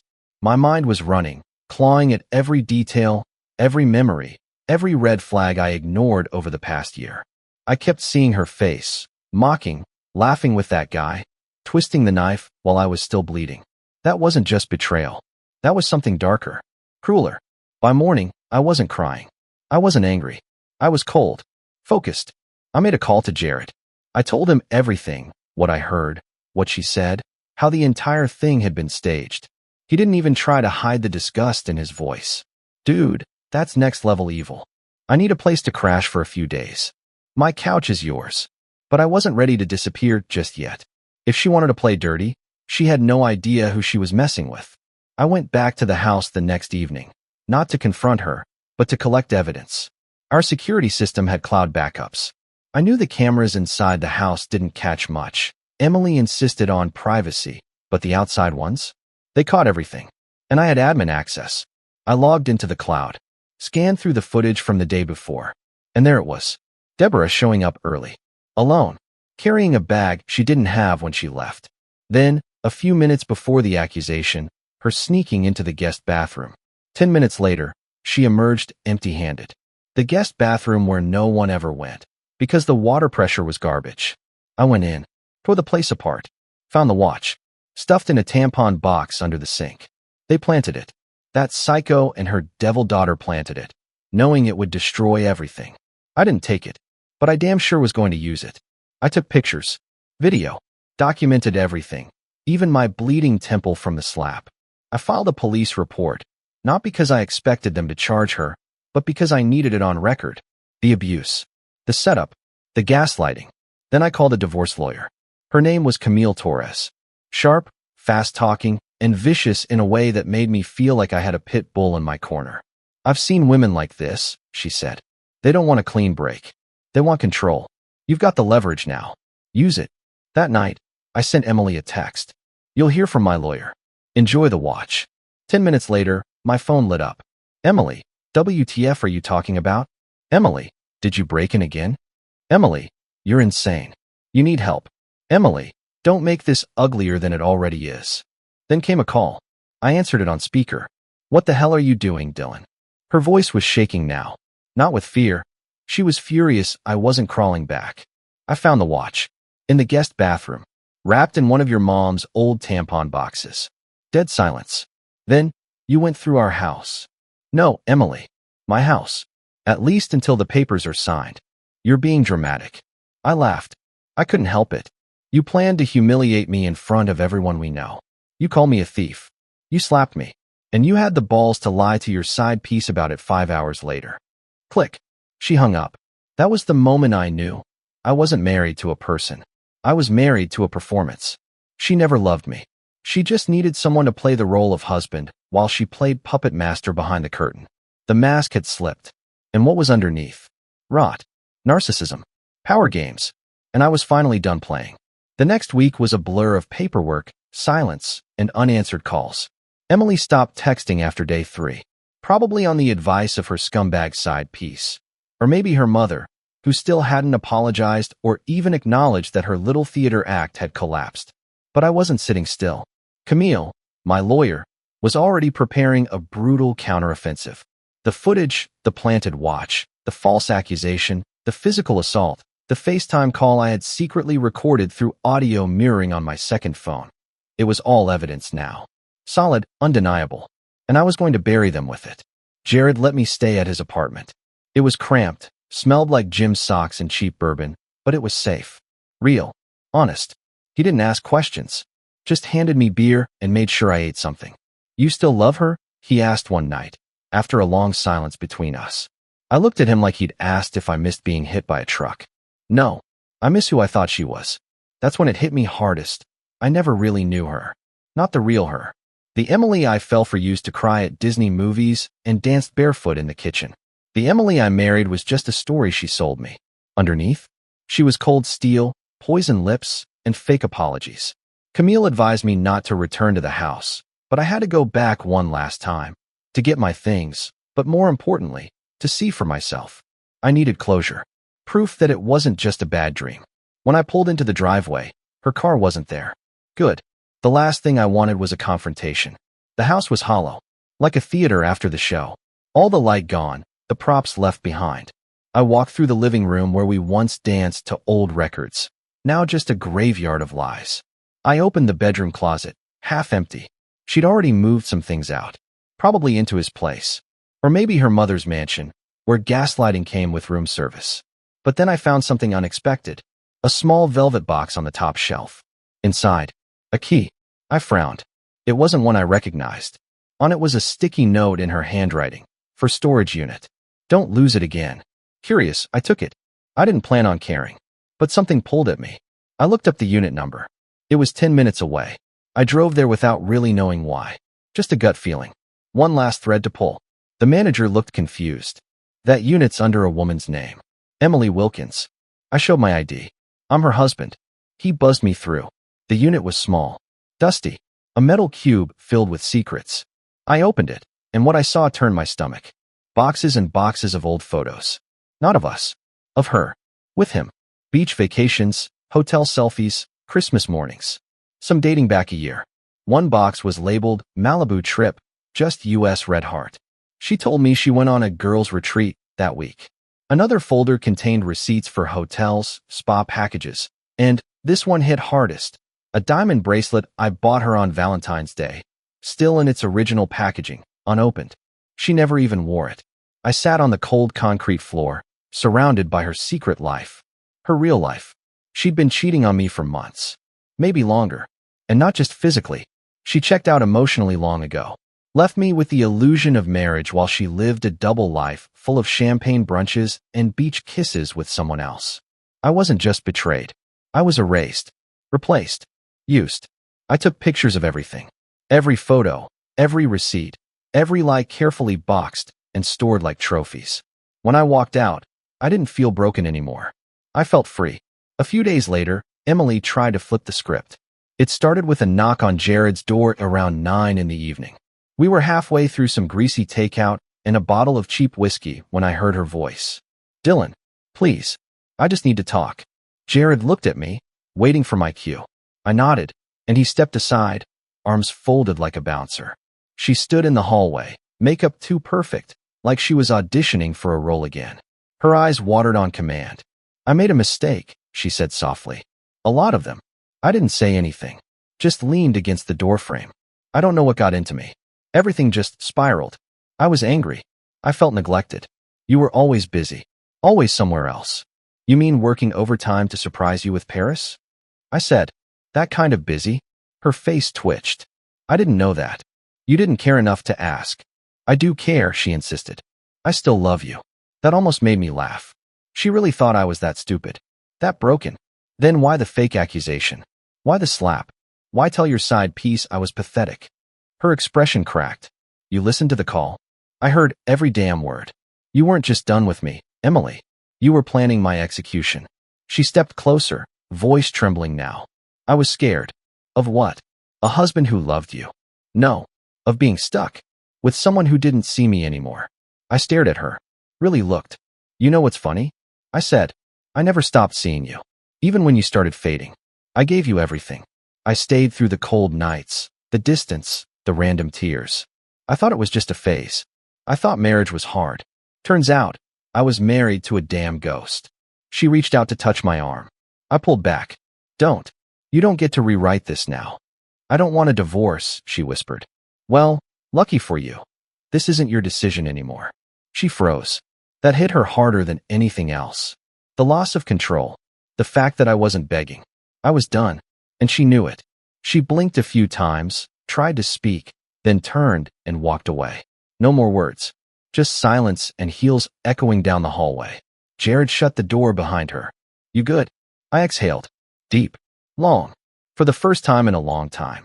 But it wasn't over yet. The next morning, I got an email from Camille. Subject line, emergency, you need to see this. Attached was a screenshot. Emily had posted a lengthy sob story on social media, claiming I'd emotionally manipulated her, that I planted evidence to make her look like the bad guy, that I had a history of gaslighting. And the worst part? She ended it with a photo of her and her side piece at some beach, captioned, healing with someone who sees the real me. I stared at it for a full minute. She was already flipping the narrative, playing the victim. Camille called. She's trying to force sympathy. Public opinion. Don't respond directly. We'll respond legally. But I couldn't sit still. So I made a post of my own. Simple. Calm. Undeniable. Just a video. The one of her mom planting the watch. No words. No hashtags. No captions. Just the truth. In less than an hour, it was everywhere. And Emily? She went radio silent. The fallout hit her fast and hard. Faster than I expected. By the end of that day, people were already reposting the video with captions like, caught red-handed. And how low can you go? Her perfect Instagram facade started crumbling. Comments flooded in, most calling her out, some downright brutal. Her friends, the ones who clapped at the party when she humiliated me, either vanished or turned on her. One even DM'd me. I had no idea she'd go that far. I'm sorry, Dylan. That was sick. But I didn't care about their apologies. I wasn't doing this for sympathy. I just wanted the truth out there. Raw. Unpolished. Unapologetic. That night, Camille sent me another update. Emily's lawyer had reached out. She's panicking, Camille said. Wants to avoid court. Offering a quick settlement. Does it include a public apology? I asked. Not yet. Then it's not enough. I wasn't being petty. I just wanted balance. I wanted her lies stripped bare, the damage undone. I wanted to walk away with my name intact. A few days later, I went back to the house to collect the rest of my things. This time legally, with Camille's assistant there as a witness. The place was a mess. Empty wine bottles. Dishes stacked in the sink. Her glow was gone. She looked like a shadow of the woman who once stood at the altar with me. I assume you're here for your stuff, she muttered without looking at me. I nodded, said nothing, started packing. For a while, she just stood there, arms crossed, watching, waiting. You really couldn't just let it go, huh? She said finally. I looked at her. You destroyed me in front of everyone I knew. Lied, cheated, slapped me in public, and tried to paint me as the villain. And you're mad I didn't let it go? She shrugged like it was a minor misunderstanding. Like I borrowed her car and forgot to fill the gas tank. I just didn't think it would get this messy. Messy. I laughed, shaking my head. Emily, you had a whole second life behind my back. You think you're messy? No. You're calculated. Cool. Her jaw tightened. You don't know what it's like to feel trapped in a marriage that doesn't excite you anymore. I turned to her slowly. You know what's worse than feeling trapped? Waking up one day and realizing the person you love has been faking it for months. That they're capable of turning everyone you care about against you just to walk away clean. She didn't answer that. I finished packing. Took only what was mine. Left the rest to rot in that hollow shell of a home. As I was walking out, she said something I didn't expect. You know what's funny? He's not even that serious about me. Probably never was. I paused at the door. Then why blow everything up? She shrugged again.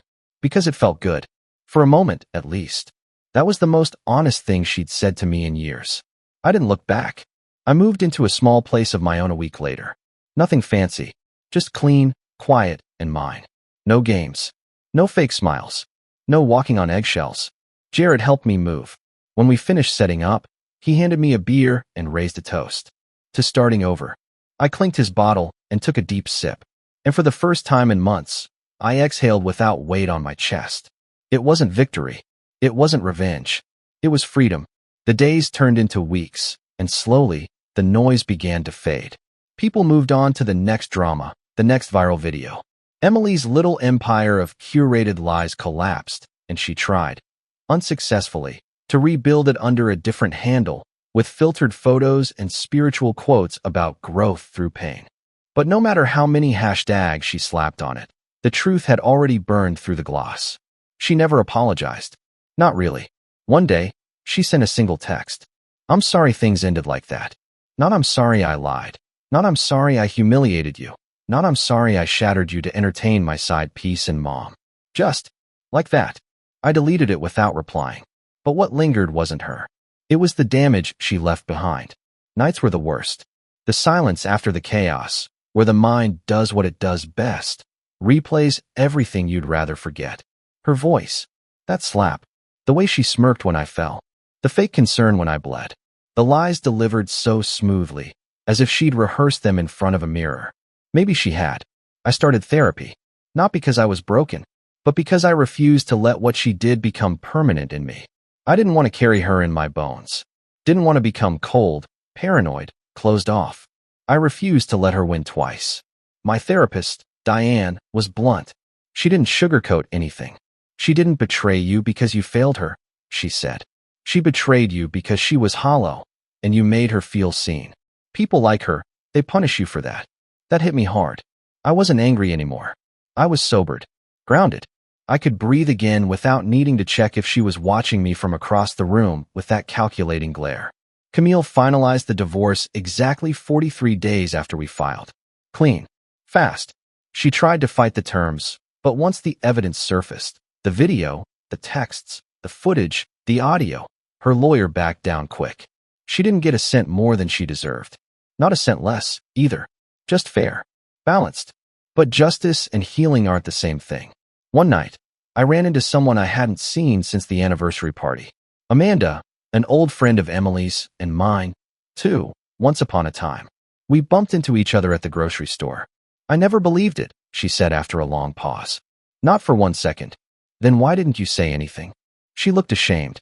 Because she would have turned on me too. I understood. I really did. "She said you were unstable," Amanda added. "That you were paranoid. Obsessed with control. She told people you used to follow her car." "She really said that?" "She told everyone you had issues. Mental health stuff." That made my stomach twist. Not because it surprised me, but because it didn't. She was painting me as the abuser before she ever made her move. Laying the foundation. Manipulating the crowd before the show began. "She's poison," Amanda said quietly. "No," I said. "Poison doesn't choose what it is. She does." Amanda touched my arm gently. "I'm glad you got out." I nodded. "Me too." There was nothing left to say after that. I left the store with a small bag of groceries and a strange peace in my chest. I wasn't healed yet, but I was healing. On my own terms. One step at a time. And the truth? I don't hate her. Hate keeps people connected. I wanted distance. Silence. Absence. I don't want her apologies. I don't want her regrets. I just want her gone. Months passed. The season changed. And so did I. There was no dramatic ending. No final confrontation. No sudden knock at my door with her in tears begging for forgiveness. Life doesn't tie itself up in neat little scenes like that. It just keeps going. Quietly. Relentlessly. And if you're lucky, with a little grace. I stopped checking her socials. I stopped wondering who she was with, what lies she was telling, or whether she missed me. Because the truth is, none of that mattered anymore. The real victory wasn't the exposure or the divorce. It was getting myself back. I started sleeping through the night. I started laughing again, for real, without that weight in my chest. I even started dating. Not seriously, not yet, but just enough to remind myself that I wasn't broken. That I could still trust, still connect, still feel.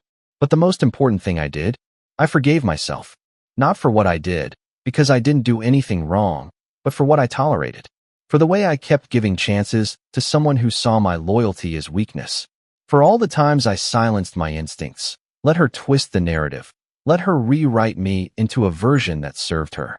I forgave the man who stayed too long because he believed love was supposed to hurt sometimes. And if I could offer anything to someone walking through what I walked through, it's this. Listen to your gut. Love doesn't make you question your worth. It doesn't gaslight you or humiliate you or throw you under the bus to protect someone else's mask. Love is honest, even when it's messy, even when it's hard. And if someone ever makes you feel like you're crazy for trusting your instincts, chances are they're just really good at hiding what they don't want you to see. Let them go. Let the silence be your closure. Let your healing be your revenge. And remember, sometimes the most powerful thing you can say to someone who tried to break you is nothing at all. Just walk away. Whole, unapologetic, and free. I didn't expect my life to shatter in the middle of a corporate conference room under fluorescent lights. I was standing with a coffee in one hand, nerves crawling under my skin, trying to look composed as my wife, Madison Green, head of HR at Westbridge Dynamics, took the mic during our quarterly staff meeting. She was glowing. The kind of glow that doesn't come from hard work or accomplishment, but from having a secret, from knowing something no one else in the room does. Something dirty. I wasn't just a mid-level manager.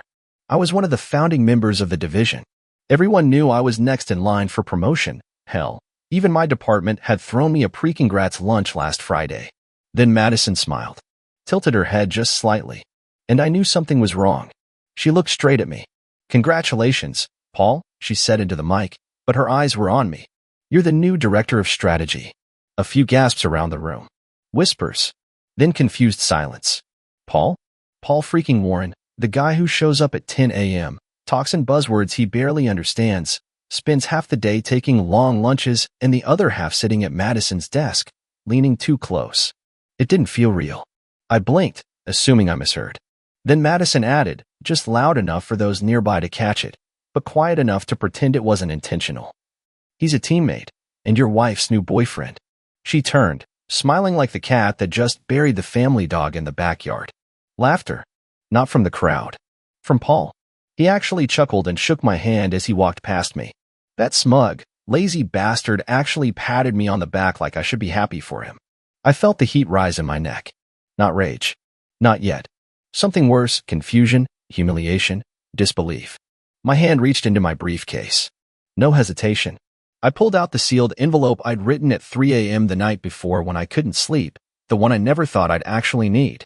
The one with everything, resignation letter, documentation, proof of what I had suspected for weeks but never dared admit to myself. I walked to her. I didn't raise my voice. I didn't throw anything. I just stood in front of Madison as she still held the mic in one hand, basking in her moment. "Thanks for the chance," I said, and handed her the envelope. She took it with that same smirk on her lips. Like this was a joke. Like I'd lost, and she was letting me walk away out of mercy. What she didn't know, what no one knew, was what that envelope actually contained. And the moment she'd open it, her little power trip would start to spiral. Hard. I left the conference room before she even broke the seal. I didn't look back. But trust me, she would. She would look back at everything. And that's where this story begins. I drove straight past our house that afternoon, not because I was afraid of seeing her, but because I knew if I walked through that door right then, I'd either say something I couldn't take back or break something that couldn't be fixed. Instead, I went to a quiet diner near the edge of town, the kind with bad coffee and a jukebox that only played sad songs from decades ago. Fitting. I sat there, staring at the cheap ceramic mug, thinking about how the last few months had felt like an itch I couldn't reach. Madison had been distant, colder. She stopped laughing at my jokes. She stopped asking about my day. She stopped looking at me like I was her husband. And I blamed myself. I thought maybe I was working too much. Maybe I lost touch. Maybe we just hit that marriage slump they talk about in magazines. But no, she hadn't drifted away. She'd run full speed into another man's arms, and worse, brought him into my job, into my career path, and promoted him using my years of work. That wasn't drifting. That was sabotage. 2 hours later, I went home. Quietly. She wasn't there, and I was thankful. But her scent still lingered in the house, the same perfume she used to wear for me, now soaked into clothes she likely peeled off for him. I walked into our bedroom and saw her phone lighting up on the nightstand. I shouldn't have looked, but I did. The messages weren't hidden. She didn't even bother with a lock screen. Paul, you looked so hot up there giving that speech. Can't wait to celebrate again tonight. Madison, bring that wine I like. And those hands. Winky face. My hands trembled, but not from rage. From some twisted mixture of grief and realization. She wasn't sorry. She wasn't hiding it. She wanted me to see it. Like this was a game, and humiliating me at work was just level 1. I took screenshots. Every message. Every photo. Even the older ones. The ones from a month ago. 2 months. Texts that stretched back further than I expected, layered in lies, stolen time, and false excuses. Working late. Corporate dinner. Girls' night. Every word she ever said about loyalty now felt like acid in my veins. Then the photos. They weren't graphic, not in the usual sense. But the way he looked at her in them, the casual, victorious confidence on his face, the way she leaned into him like he was her everything, it wrecked me in a way fists never could. Because I remembered when she used to look at me like that. Years ago. Before she decided I wasn't enough. I forwarded the texts to my email. Made copies. Sent them to a cloud folder labeled insurance. I wasn't going to shout. I wasn't going to cry. But I was going to end this properly. I sat in our living room, staring at the ring she left on the counter the week before. She said she took it off because her fingers were swelling from stress. I believed her. Like a fool. That night, she came home humming. She walked in with that same smug glow on her face and a grocery bag full of wine, strawberries, and candles. For a second, she froze when she saw me on the couch. But only for a second. Oh, she said, pretending to be surprised. Didn't expect you to be home. No, I replied calmly. You expected me to be gone. Like always. She walked past me without shame. Not a flicker of guilt. Just arrogance. You're being dramatic, she said. Don't act like you didn't see this coming. Maybe if you were a little more ambitious. I stood up. You mean like Paul? She finally turned to face me. And that mask of hers cracked for half a breath.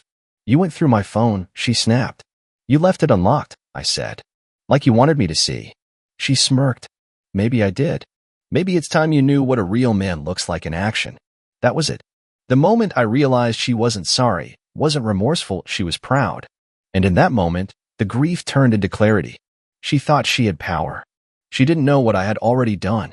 The next morning, I showed up at the office. Not for her. Not for Paul. For me.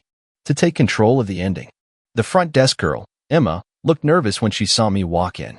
Word travels fast. But I nodded politely and made my way to the legal department. I had a scheduled meeting.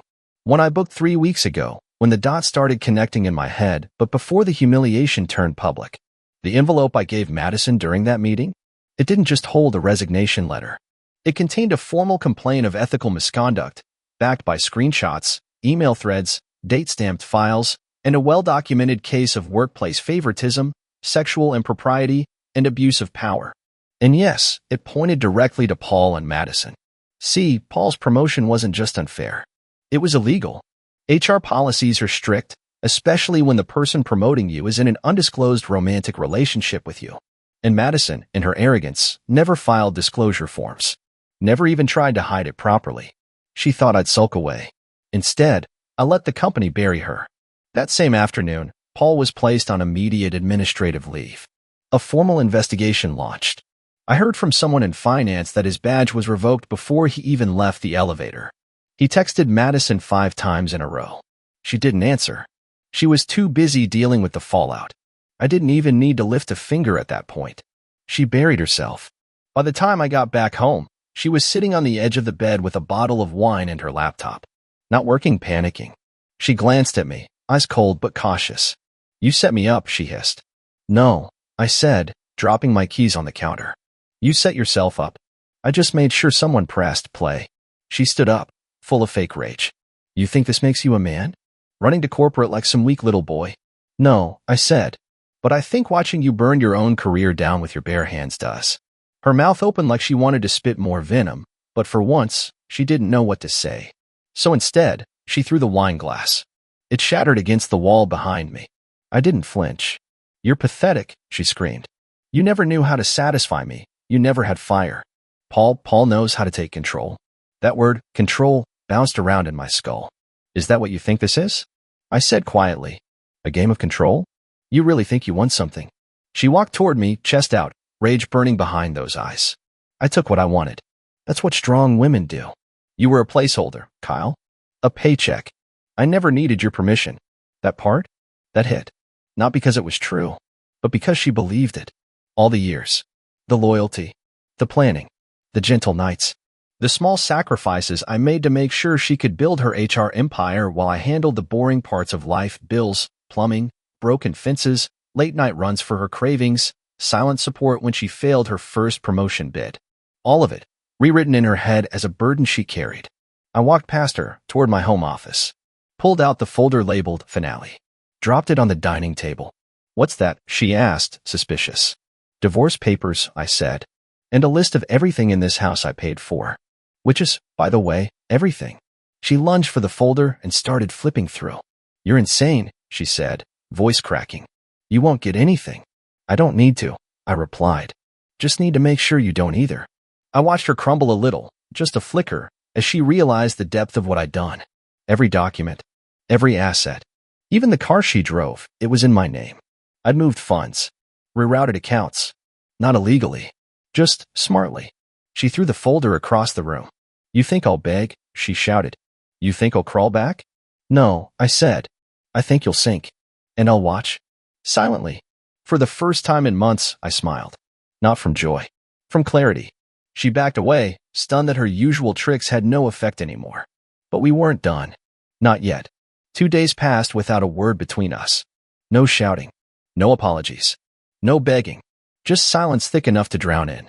Madison stayed in the guest room like a ghost clinging to a house that no longer belonged to her. Then came Friday morning. I was making coffee, just like always, when the doorbell rang. I expected a delivery.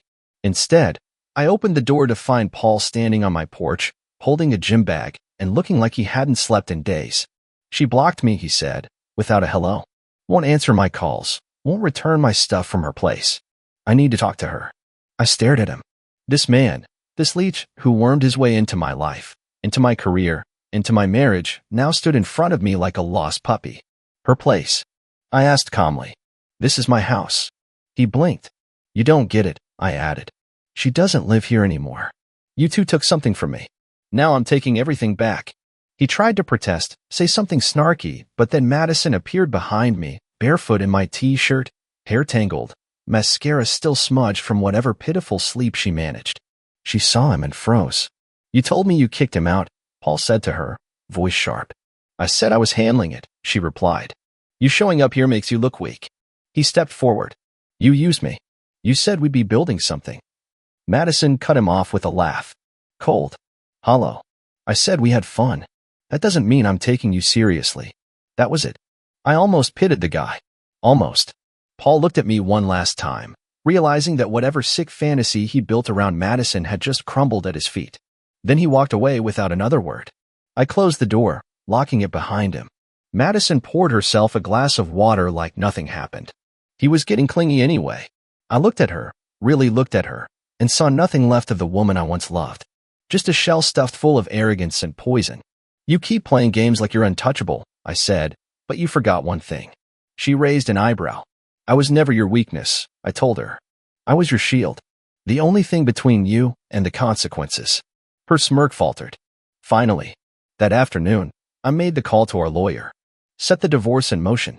She thought she'd delay it, twist it, drag me into her little world of manipulation. But I prepared for that too. Every text, every voice memo, every document of her relationship with a subordinate. It was all ready to go. That weekend, I met with Catherine, my friend from legal, who'd helped me gather the evidence. She handed me a flash drive and smiled. HR ethics violations. Company policy breaches. She's not just losing her job, she might never work in HR again. I didn't smile back. It wasn't joy I felt. It was justice. When I handed Madison the notice that her role at the company was terminated effective immediately, she laughed. A nervous, fake little sound that cracked halfway through. They wouldn't dare. They already did, I replied. I turned to leave, but she wasn't done. You think this makes you better than me? She yelled. You think ruining me makes you strong? I stopped at the door. No, I said, but it means I'm free. And that, for the first time in months, felt real. The weight in my chest loosened. I didn't need her to cry. I just needed her to understand what she lost. And now she did. I moved out the next day. Not because I had to. Legally, the house was mine. Financially, she didn't have a leg to stand on. But I didn't want to waste another breath under the same roof that echoed with her lies. Let her sit in the living room surrounded by furniture I bought, staring at a future that was suddenly empty. I booked a furnished apartment downtown. Nothing fancy, just quiet. Clean. My name on the lease, my own space, no echoes of betrayal in the walls. It was the first time in years I actually slept through the night. Madison started calling on day 3. Not to apologize.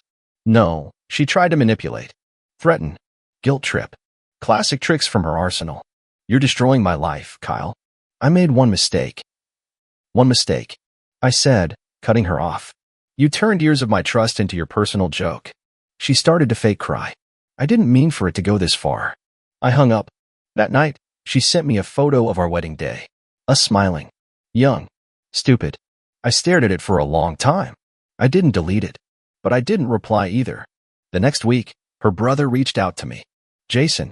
We hadn't spoken in months. He'd always been cold, distant, skeptical of me, like I wasn't good enough for his sister. I just wanted you to know, he said, that we didn't know. About Paul. About what she did. We thought you left her. She said you cheated. Of course she did. Thanks, I said, without emotion. But it's done. Jason paused. She's not doing well. She chose this, I said. Let her live in it. I thought I was done hearing from her. I thought I'd finally carved her voice out of my life like a tumor. Then came the knock on my apartment door. I opened it, expecting a delivery. It was Madison. No makeup. Hair a mess. Wearing the coat I bought her 2 Christmases ago. I want to talk, she said. I leaned on the doorframe. Why? Because, she looked down. Because I think I lost something I didn't realize I needed. I waited. I didn't think you'd actually walk away, she whispered. I thought you'd yell. Fight. Throw something. I never expected you to go quiet. I laughed. Once. Cold and sharp. That's because you never knew who I was. You just assumed I'd stay no matter what. She looked up at me, eyes glassy. Can we fix this? There it was. The desperation. The realization that not only had she lost control, she'd lost the only person who ever kept her grounded. No, I said. There's no fixing what you lit on fire and danced around. She stepped forward. I didn't move. She hesitated. You don't miss me? I thought about it. I really did. About the laughter we used to share. About the late nights building dreams together. About the woman she used to be before ambition turned into poison. I miss the idea of you, I said. But the real you? The one who looked me in the eye while handing my career to your boyfriend? That version? I hope I never see her again. She tried to speak. I closed the door before she could. I didn't slam it. Just shut it gently. Final. And on the other side, I heard her cry. But I didn't open it. Weeks passed. Every day away from her felt like shedding dead weight. I started to breathe differently. Stand differently. There wasn't a soundtrack of manipulation playing in the background of my life anymore. No sideways comments about my clothes. No rolling eyes when I spoke. No sarcastic jabs at dinner with her colleagues. Just peace. Cold, steady peace. My phone buzzed less and less. Madison eventually gave up. Maybe she realized there were no more buttons to push. Or maybe she finally saw herself the way I had come to, as someone who destroyed a good man out of boredom and ego, then cried victim when the fire circled back. One Friday evening, I got an email. Not from her. From HR. The final report. I opened it slowly, expecting the usual corporate soft language. But it wasn't soft. It was brutal. Following internal investigation, Madison Green and Paul Warren were both found to have violated multiple ethical policies, including but not limited to abuse of power, failure to disclose a romantic relationship, and retaliatory behavior. The letter went on. They were both officially blacklisted from rehire. Several partner companies had been notified. Quietly, discreetly, but word travels. She wasn't just jobless. She was radioactive. I closed the file and deleted it. I didn't need to reread it. I didn't need to share it. Some victories don't need applause. That weekend, I drove to the lake house. Alone. No bags. No plans. Just me in silence. The one place that was always ours, but never tainted by her lies. She hated going there. Said it was boring. Isolated. But I loved the isolation. I craved it now. Sitting on the dock, beer in hand, watching the sun drop over the water, I finally asked myself the question I'd been avoiding. Did I still love her? The answer came fast. No. I loved who she pretended to be. The partner she wore like a mask. The version of her I married was either fake or dead. Either way, she was gone. And I wasn't grieving anymore. My phone buzzed. A text. Unknown number. You ruined my life. I hope you're proud. I didn't reply. Not because I didn't have something to say, but because there was nothing left to say that wouldn't feed her. I powered the phone off and dropped it on the bench beside me. The breeze carried the last embers of that chapter into the water. She burned us down, but I walked out of the fire, and I didn't look back. A few months later, I was in a different rhythm. New job, new address. Even my walk had changed, shoulders a bit straighter, steps quieter but more intentional. I didn't feel the need to explain myself to anyone anymore, especially not to ghosts. I had a morning ritual now. Wake up at 6. Black coffee. Run 2 miles. Silence. It was my anchor, something no one could hijack or weaponize. Then, out of nowhere, her name showed up in a news headline. I wasn't looking for her. Wasn't even thinking about her. But there it was, flashing across a business gossip site someone forwarded me without comment. Former Westbridge HR head denied position after ethics probe surfaces. There was a photo of her beneath the headline. Madison. Same smug face, only now surrounded by text that hinted at scandal and blacklisting and alleged misconduct. It didn't mention Paul directly, but it didn't have to. People read between the lines, especially in corporate. I stared at the photo for a long time, not out of satisfaction, but out of disbelief at how fast everything had crumbled once the mask slipped. She used to say she wanted to be untouchable. Now she couldn't even get past the reception desk. That evening, I passed a cafe I hadn't been to since before the storm. On impulse, I stepped inside, ordered her old drink, just to see, just to remember what it felt like. It tasted hollow. On the way out, I spotted someone familiar across the street. For a second, I froze. Blonde hair, tall heels, gray coat. Madison? But it wasn't her. Just someone who looked like the version of her I used to love, sharp, poised, untouched by bitterness. That realization hit deeper than I expected. She wasn't unique. She was just first. The first to cut me, to shake the foundation, to remind me how brutal love can become when poisoned by ego. But she wouldn't be the last woman I ever trusted. She just taught me what happens when you choose the wrong one. Later that week, a letter arrived. Handwritten. No return address, but I knew the handwriting. Elegant. Perfectly spaced. Like everything else she used to fake. I didn't open it right away. When I finally did, it was short. I thought I had power. You had silence. You win. That was it. No apology. No confession. Just a sentence. A whimper from someone who finally understood what it meant to lose. I folded it once. Tucked it into a drawer I rarely opened. Not to keep the memory alive, but to remind myself of the cost of ignoring red flags just because they wore perfume and said the right words.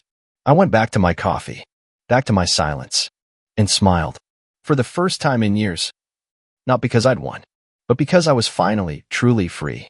6 months later, the last trace of her was gone. The divorce was finalized.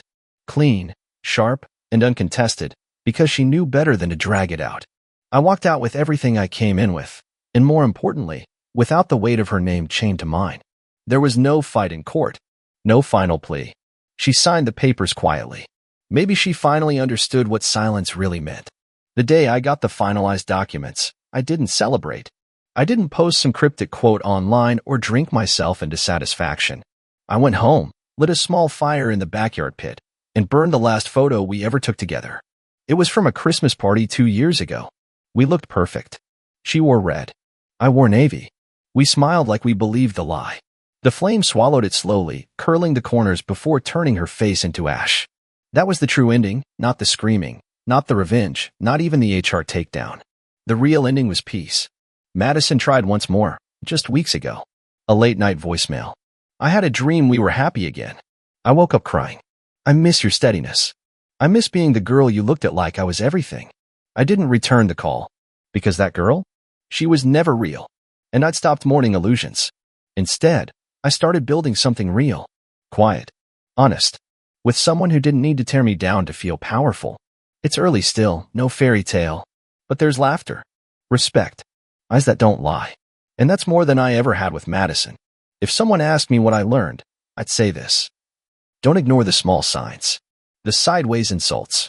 The cheap shots in public masked as jokes. The phone turned upside down. The constant rewriting of your reality. If love makes you shrink, makes you question your worth, makes you beg for the bare minimum, it's not love. It's a mirror shattering slowly. Walk away before the glass reaches your throat. And if someone ever betrays you the way she betrayed me, don't scream. Don't beg. Don't break. Just get quiet. Because silence, when backed by truth, is the loudest weapon in the world. And when the dust settles, you'll still be standing. And they'll be choking on everything they thought they had control of. That's not just closure. That's justice. He strutted up my driveway like he owned the pavement, like the air was his to breathe, and I was just squatting in his kingdom. Designer shoes. Rolex. Button-down shirt unbuttoned just low enough to flex a gym-built chest. He didn't knock. Didn't ring. Just opened the gate, walked past my car like I was valet, and smirked. You must be Daniel, he said, voice oily smooth. Look, man, don't make this harder than it has to be. You've had your time. Now be a man, do the right thing, and back off. I stood there, holding a half-full mug of coffee, still in my slippers, blindsided by the real-life villain standing in front of me like we were in some twisted soap opera. I didn't say anything, just blinked. My brain was lagging. Olivia's not happy, he continued, stepping closer like he was trying to tower over me. She deserves better. She chose better. Then he had the balls to pat me on the shoulder, like I was a charity case being put out of his misery. But you know how some moments stretch time? This was one of them. I looked at his smug little grin, then down at his hand on my shoulder. Then I saw it in my head, Olivia laughing with this clown, probably mocking the man who pays her bills, who bought this house, who took her family in when her mom got cancer. I snapped. 5 minutes later, Mr. Alpha was dragging his limp pride down my driveway, shirt torn, Rolex gone, probably still wondering what the hell hit him. I hadn't thrown a single punch. I didn't have to. When you strip a man's illusion, that's when he collapses. And I had words sharp enough to do surgery. He called her.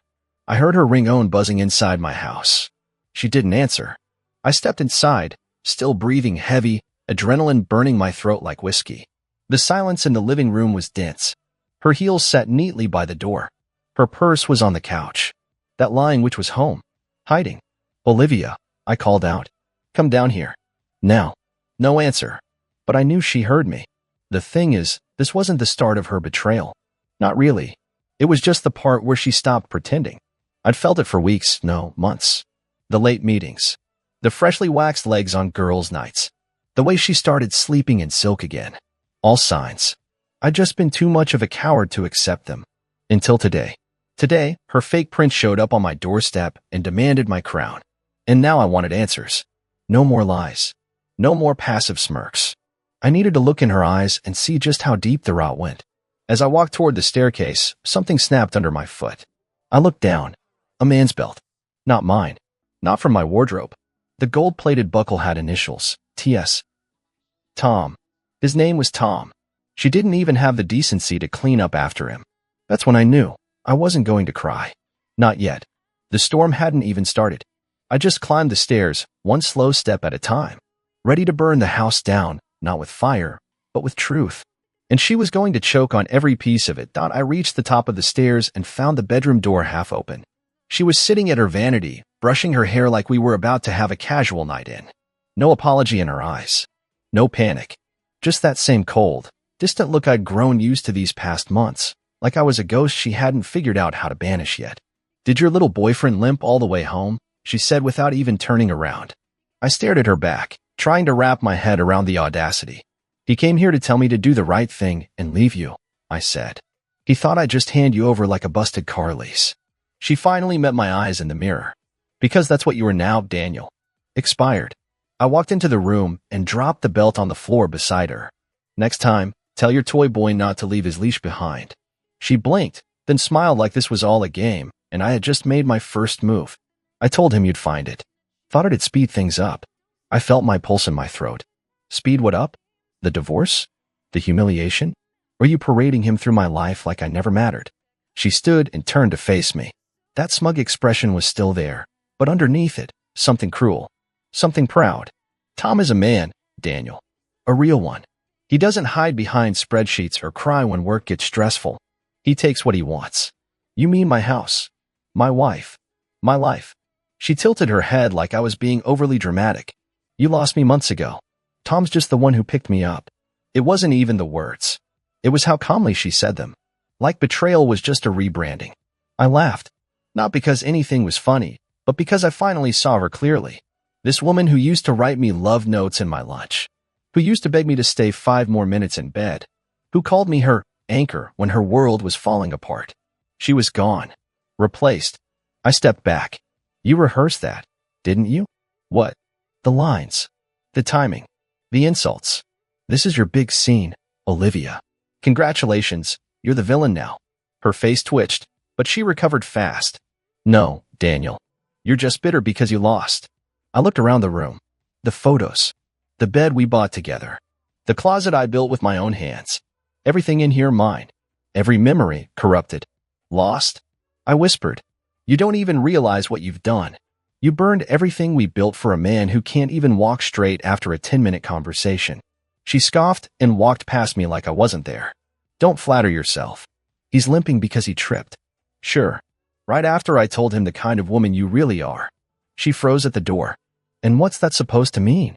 I stepped closer. A coward. A liar. A parasite. You needed someone to blame for your unhappiness, so you created a new fantasy to distract yourself. She turned around, lips curled. You're pathetic. That's why I stopped touching you. That's why I stopped caring. I stared at her, not with anger anymore, but something colder. Emptier. You didn't stop caring, Olivia. You stopped being human. She slammed the door behind her and stomped downstairs. I didn't follow. Not yet. Instead, I sat down at the edge of the bed we used to share, in a house I paid for, surrounded by lies I didn't see coming. My hands were shaking not from rage, but from the weight of acceptance. This wasn't a nightmare. This was the truth, raw and permanent. My wife had chosen another man. She'd chosen to spit on everything we built for lust, ego, control. And now? Now it was my turn to choose. I stayed upstairs for 10 minutes, maybe more. The silence in the house felt like a threat, too loud, too sharp, like something was about to explode. When I finally came down, Olivia was in the kitchen, pouring herself a glass of wine. Not red. Not white. Rose. She only drank that when she was in her mood. I used to find it cute. Tonight, it made my skin crawl. Do you want a glass? She asked, like we hadn't just torched a decade of marriage upstairs. I didn't answer. She sipped it slowly, like we were back on vacation in Napa and she was trying to savor the notes. Her calm was psychotic. I don't get it, I said. What happened to you? She turned, smiling. I got bored. That hit harder than any insult. You got bored, I repeated, deadpan. You work too much. You're always tired. You stopped making me feel seen, Daniel. She shrugged, like that justified everything. Tom? He listens. He notices. He makes me feel like I still matter. I leaned against the fridge. So instead of talking to me, you auditioned for a new life behind my back? She rolled her eyes. Spare me the wounded husband speech. You weren't exactly Prince Charming this past year. No. I was your husband. I was the one who stayed when your mom got sick. I was the one who paid for her treatment. I was the one who turned down that job in Seattle because you didn't want to move. She placed the glass down with a loud clink. And I'm supposed to be grateful? Forever? Newsflash, I didn't ask you to do any of that. You didn't have to, I said. That's what love is, Olivia. You don't keep score. You just do. She crossed her arms. Well, maybe I stopped loving you. That one cut deep. I swallowed hard. When? She hesitated. The night you forgot our anniversary. My head snapped up. That was 2 years ago. I was in the hospital, Olivia. I had a concussion. She didn't flinch. Still, you forgot. I couldn't believe what I was hearing. She had rewritten our entire history, painted herself the victim just to avoid facing the reality of what she was doing. You're incredible, I said, barely recognizing my own voice. You really think you're the one who's been wronged here. She picked up her wine again. I think I deserve to be happy. And if that makes me the villain in your sad little story, so be it. I stepped forward. Let me guess. Tom makes you feel alive. Her smile widened. Every night. I wanted to scream, but I didn't. I wanted to break something, but I didn't. Instead, I laughed. Short. Bitter. Honest. You know what's funny? You thought you were cheating on me with a man. But all you did was downgrade to a walking cologne ad with a high credit score. Her lips parted. Don't. Olivia, you think this ends with you walking away and me collapsing? That's not how this plays out. She tried to cut in, but I held up a hand. No, you're going to listen. I gave you everything. And you broke it, not because of me. Not because of what I didn't do, but because you're so hollow inside, you needed someone else's attention to feel whole. Tom's not your partner. He's your mirror. And the reflection is ugly. She was silent. I grabbed my keys from the counter. Where are you going? She asked, voice finally cracking. To do what you should have done a long time ago. And what's that? I looked her dead in the eye. Tell the truth. Then I walked out, letting the doors swing shut behind me. The air outside hit me like a slap. Cold, clean, real. It felt good, honest, in a way that nothing inside that house had been in a long time. I got in the car, turned the ignition, and just sat there for a moment, gripping the wheel like it might hold me together. I wasn't sure where I was going. Not yet. But I knew I had to move. My phone buzzed. Don't be dramatic. Come back. We can talk. A message from Olivia. As if she hadn't just thrown a grenade into our life and stood there watching it burn with a wine glass in her hand. I ignored it. Instead, I drove. No music.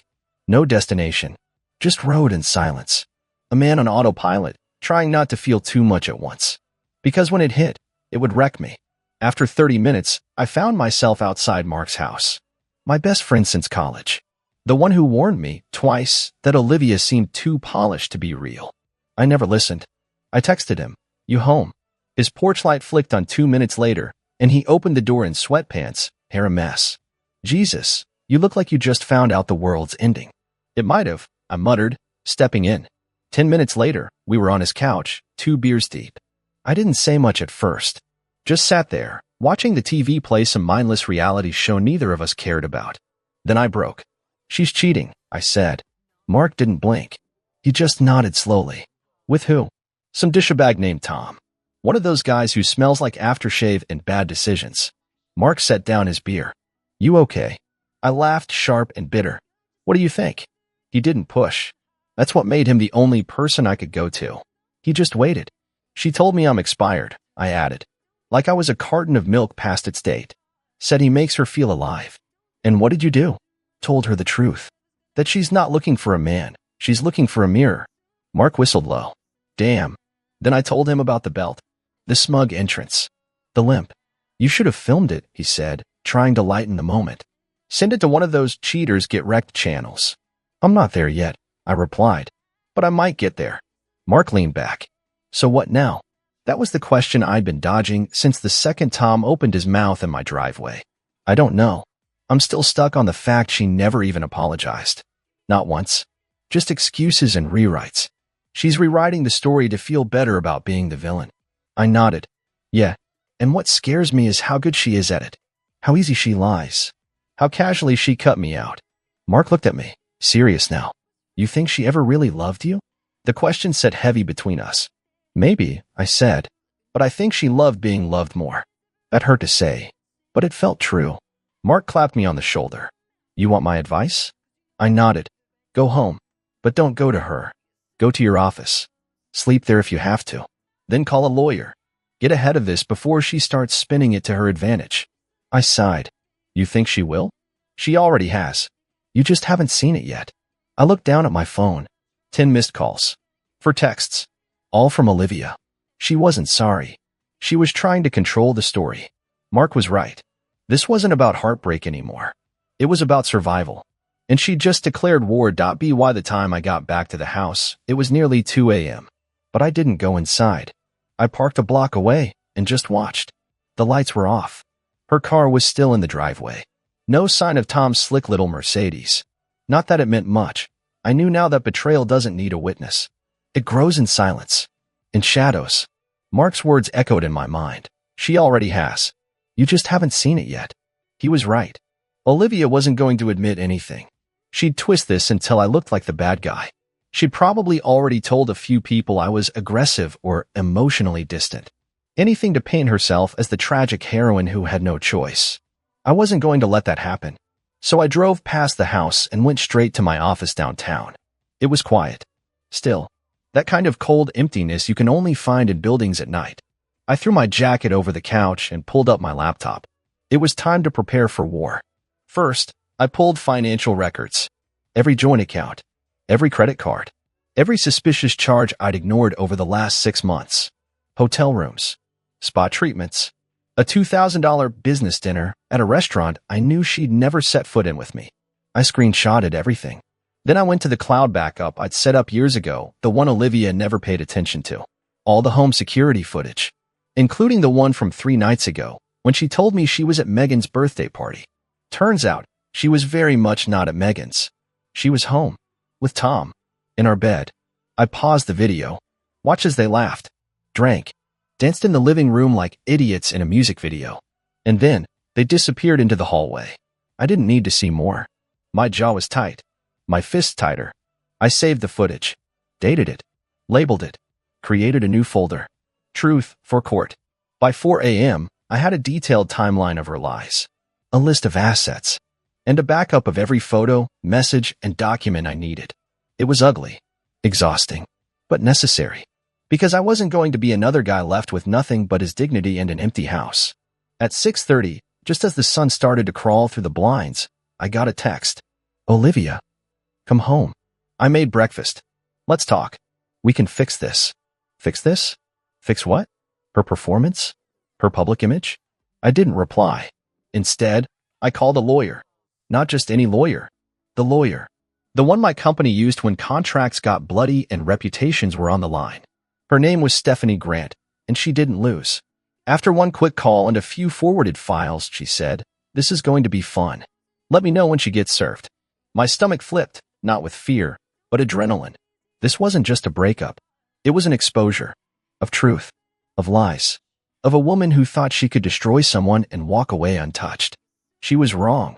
I opened my email, typed up a simple message. To Olivia. You don't get to lie, cheat, and rewrite history. You made your choice. Now I'm making mine. No greeting. No closing. Just that. I had sinned. Then I leaned back in my chair, closed my eyes, and took the first full breath in days. Let her eat her breakfast. By lunch, her world would be burning. At 11:45 a.m. I got the notification, legal notice delivered. Stephanie's message came a minute later. She's been served. Should I prep for asset freeze next? I just replied. Do it. It was like a switch had flipped inside me overnight. Grief, confusion, the hollow ache in my chest, they were still there, but they'd been replaced by something cleaner, sharper. Purpose. This wasn't just about what Olivia did. It was about how she did it. She didn't just betray me. She humiliated me. Invited her affair into my home, into my bed, into my life, then stood in my kitchen and offered me wine like it was all some petty misunderstanding. Well, now she could sip on consequences. I headed home around noon, and as I pulled into the driveway, I saw her through the front window. She was pacing the living room, phone pressed to her ear, her expression somewhere between panic and disbelief. She didn't hear me come in. He blindsided me, Megan. No warning. He just served me divorce papers this morning. No, I don't know what he's thinking. I thought we were talking. What? No, I didn't tell him about Tom. He found out, okay? And now he's freezing our accounts. Yes, our accounts. How the hell was I supposed to see this coming? She turned and saw me in the doorway. Her face dropped. Panic shifted into a clumsy, forced softness. Daniel, she started, setting the phone down. You were just caught. Her lips tightened. We were going to talk. That's what I said in the text. I walked past her and set my bag on the counter. I did talk. To my lawyer. And now everything you thought you'd keep. I met her eyes. Gone. She crossed her arms, shifting gears. You're not going to intimidate me. I chuckled. No, Olivia. I'm just finally giving you the life you tried to sneak off to. You wanted freedom? Congratulations. You're on your own. Her confidence faltered. What about the house? I bought it before we married. It's in my name. Check the prenup you never bothered reading. Her eyes widened, and she took a slow step back. You wouldn't. I already did. She blinked, trying to process the power shift. Daniel, let's just sit down. We can figure out something that works for both of us. Like you figured out Tom behind my back? Like you figured out how to lie to me every day and pretend we still had a future. She dropped the act. Fine. You want to play dirty? I'll take you for everything. I'll tell them you were abusive. I'll say you threatened me. People will believe me. I stared at her, dead calm. Security cameras. Text records. Every call, every transaction, every hotel visit, documented. Try it. She went pale. You didn't plan for this, I continued. You thought I'd beg, cry, offer to work it out. But I'm not that man anymore. She sat down on the couch, suddenly quiet, like the weight of it was sinking in. You can't just throw away 10 years, she whispered. No, I said. You did. When you let another man crawl into our bed. When you watched him walk through our front door like he belonged here. She didn't respond, just stared at the floor, like all the arrogance had drained out of her. I took one last look at her, at the woman I once loved, the woman who'd become a stranger in my own home. You always said you wanted something exciting, I said. Well, here it is. Then I left the house again. I wasn't running this time. I was rebuilding. And she was no longer part of the blueprint. The next 48 hours were a blur of motions, meetings, and maneuvers. Olivia tried everything: calls from unknown numbers, emails with subject lines like, please let's talk, even a voicemail where she cried and said, you're destroying us. But I didn't respond. Not once. She had already done that. I was just cleaning up the wreckage. Stephanie moved fast. Our joint accounts were frozen before she could siphon anything out. The house title was reinforced with documentation from the prenup. She'd get nothing except the clothes she came in with and maybe some shattered pride, if she could find it. I didn't care about revenge anymore. I cared about justice. But justice, it turns out, has a way of spilling into every corner you never expected. Saturday morning, I was in the middle of reviewing financials with Stephanie when Mark called me. Twice. Back to back. I picked up. What's wrong? His voice was tense. You might want to get on Facebook. I didn't ask. Just opened it. There she was, Olivia. A long post. Tearful selfie. Caption like some tragic novel. Sometimes love isn't enough. After years of emotional neglect, I finally broke. I'm not proud of what happened, but I needed to feel something again. I pray for healing, even if I'll never be forgiven. The comments were a storm of pity and validation. You're so brave. No one knows what happens behind closed doors. Sending you love, Olivia. You'll rise again. I nearly threw the phone. She was already rewriting history. And worse, people were eating it up like it was gospel. No mention of the affair. No accountability. Just vague, manipulative language. She was playing the role of the wounded dove, and I knew exactly how this would look unless I took control. So I logged in and posted one sentence. You didn't break because of neglect. You broke because of betrayal, and I have the receipts. I attached the photos. The hotel records. A censored screenshot of the home footage timestamped. No names. No full exposures. Just enough to draw a line between truth and fiction. It took 3 minutes to go viral in our circle. People stopped commenting hearts on her post. They started asking questions. And then, silence. She deleted the post within an hour. That evening, I got a text from Tom. Tom, you're a real piece of work, man. She's a wreck. You happy? I didn't answer. But I sent the screenshots to Stephanie just in case. This wasn't about public approval. It was about cutting off her escape routes. She wanted to be the victim? Then she could sit in her mess, surrounded by evidence she couldn't scrub away. By Monday morning, the phone stopped buzzing. She knew the war was over. That afternoon, I walked back into the house, not to reconcile, not to talk, just to pick up the rest of my things. Olivia sat at the kitchen table, eyes red, no makeup. The bottle of wine she once poured with confidence now sat unopened beside her. You really did it, she said. You destroyed me. I met her eyes. No, you did that to yourself. I just stopped covering the truth. Her lip trembled, but I didn't feel a thing. No anger. No sorrow. Just closure. You going to be okay? I asked, not out of concern, but curiosity. She looked away. Eventually. I nodded. Good. Then I walked out for the final time. No regrets. No goodbye. Just the sound of the door shutting behind me. It didn't feel like the end of a marriage. It felt like freedom. The door clicked shut behind me, and that sound, final, sharp, clean, felt like a seal breaking on a new chapter. No more pretending. No more walking on emotional eggshells. No more analyzing her tone or second-guessing her stories. That part of my life was over. I moved into a temporary apartment downtown, minimalist and cold, but peaceful, quiet. The kind of silence that doesn't choke, it heals. No perfume lingering in the hallway. No passive-aggressive tension during dinner.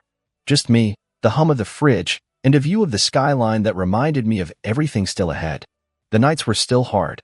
Memories crept in like thieves. The way she used to fall asleep on my chest. The mornings we laughed over burnt toast. The old playlist we danced to on rainy nights. But I held on to the truth. Because love without loyalty is nothing but a performance. 3 weeks after I walked out, I got a letter from her attorney.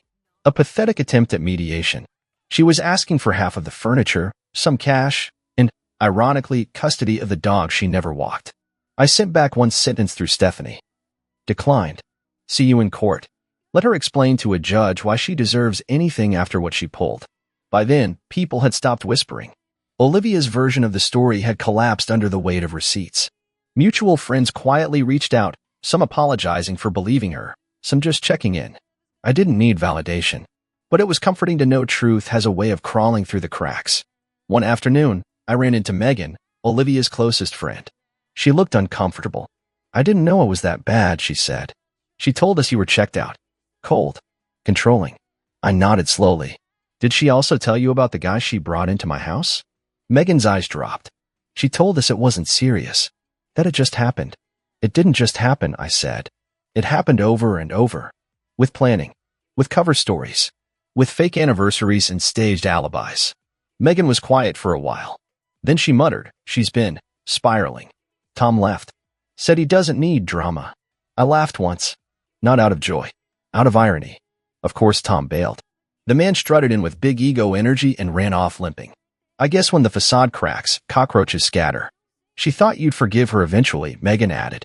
That's the thing, I said. I did. For a long time. I forgave every cold look. Every night she worked late. Every moment she made me feel like a burden. But there comes a point where forgiveness isn't kindness. It's self-betrayal. She nodded. I hope you're okay. I am now. Weeks turned into months. The divorce finalized quickly. Thanks to the prenup and Stephanie's precision, Olivia walked away with nothing but her last name, and even that, she dropped. Changed it back to her maiden name like I was a stain she needed to scrub off her past. Fine by me. One morning, 6 months after everything fell apart, I sat in a cafe reading the news when I saw her. Olivia.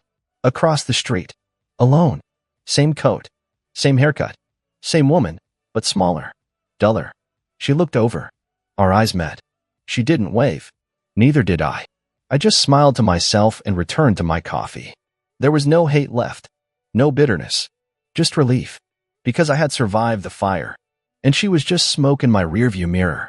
What did I learn? That silence speaks louder than screaming. That betrayal doesn't define you, your response does.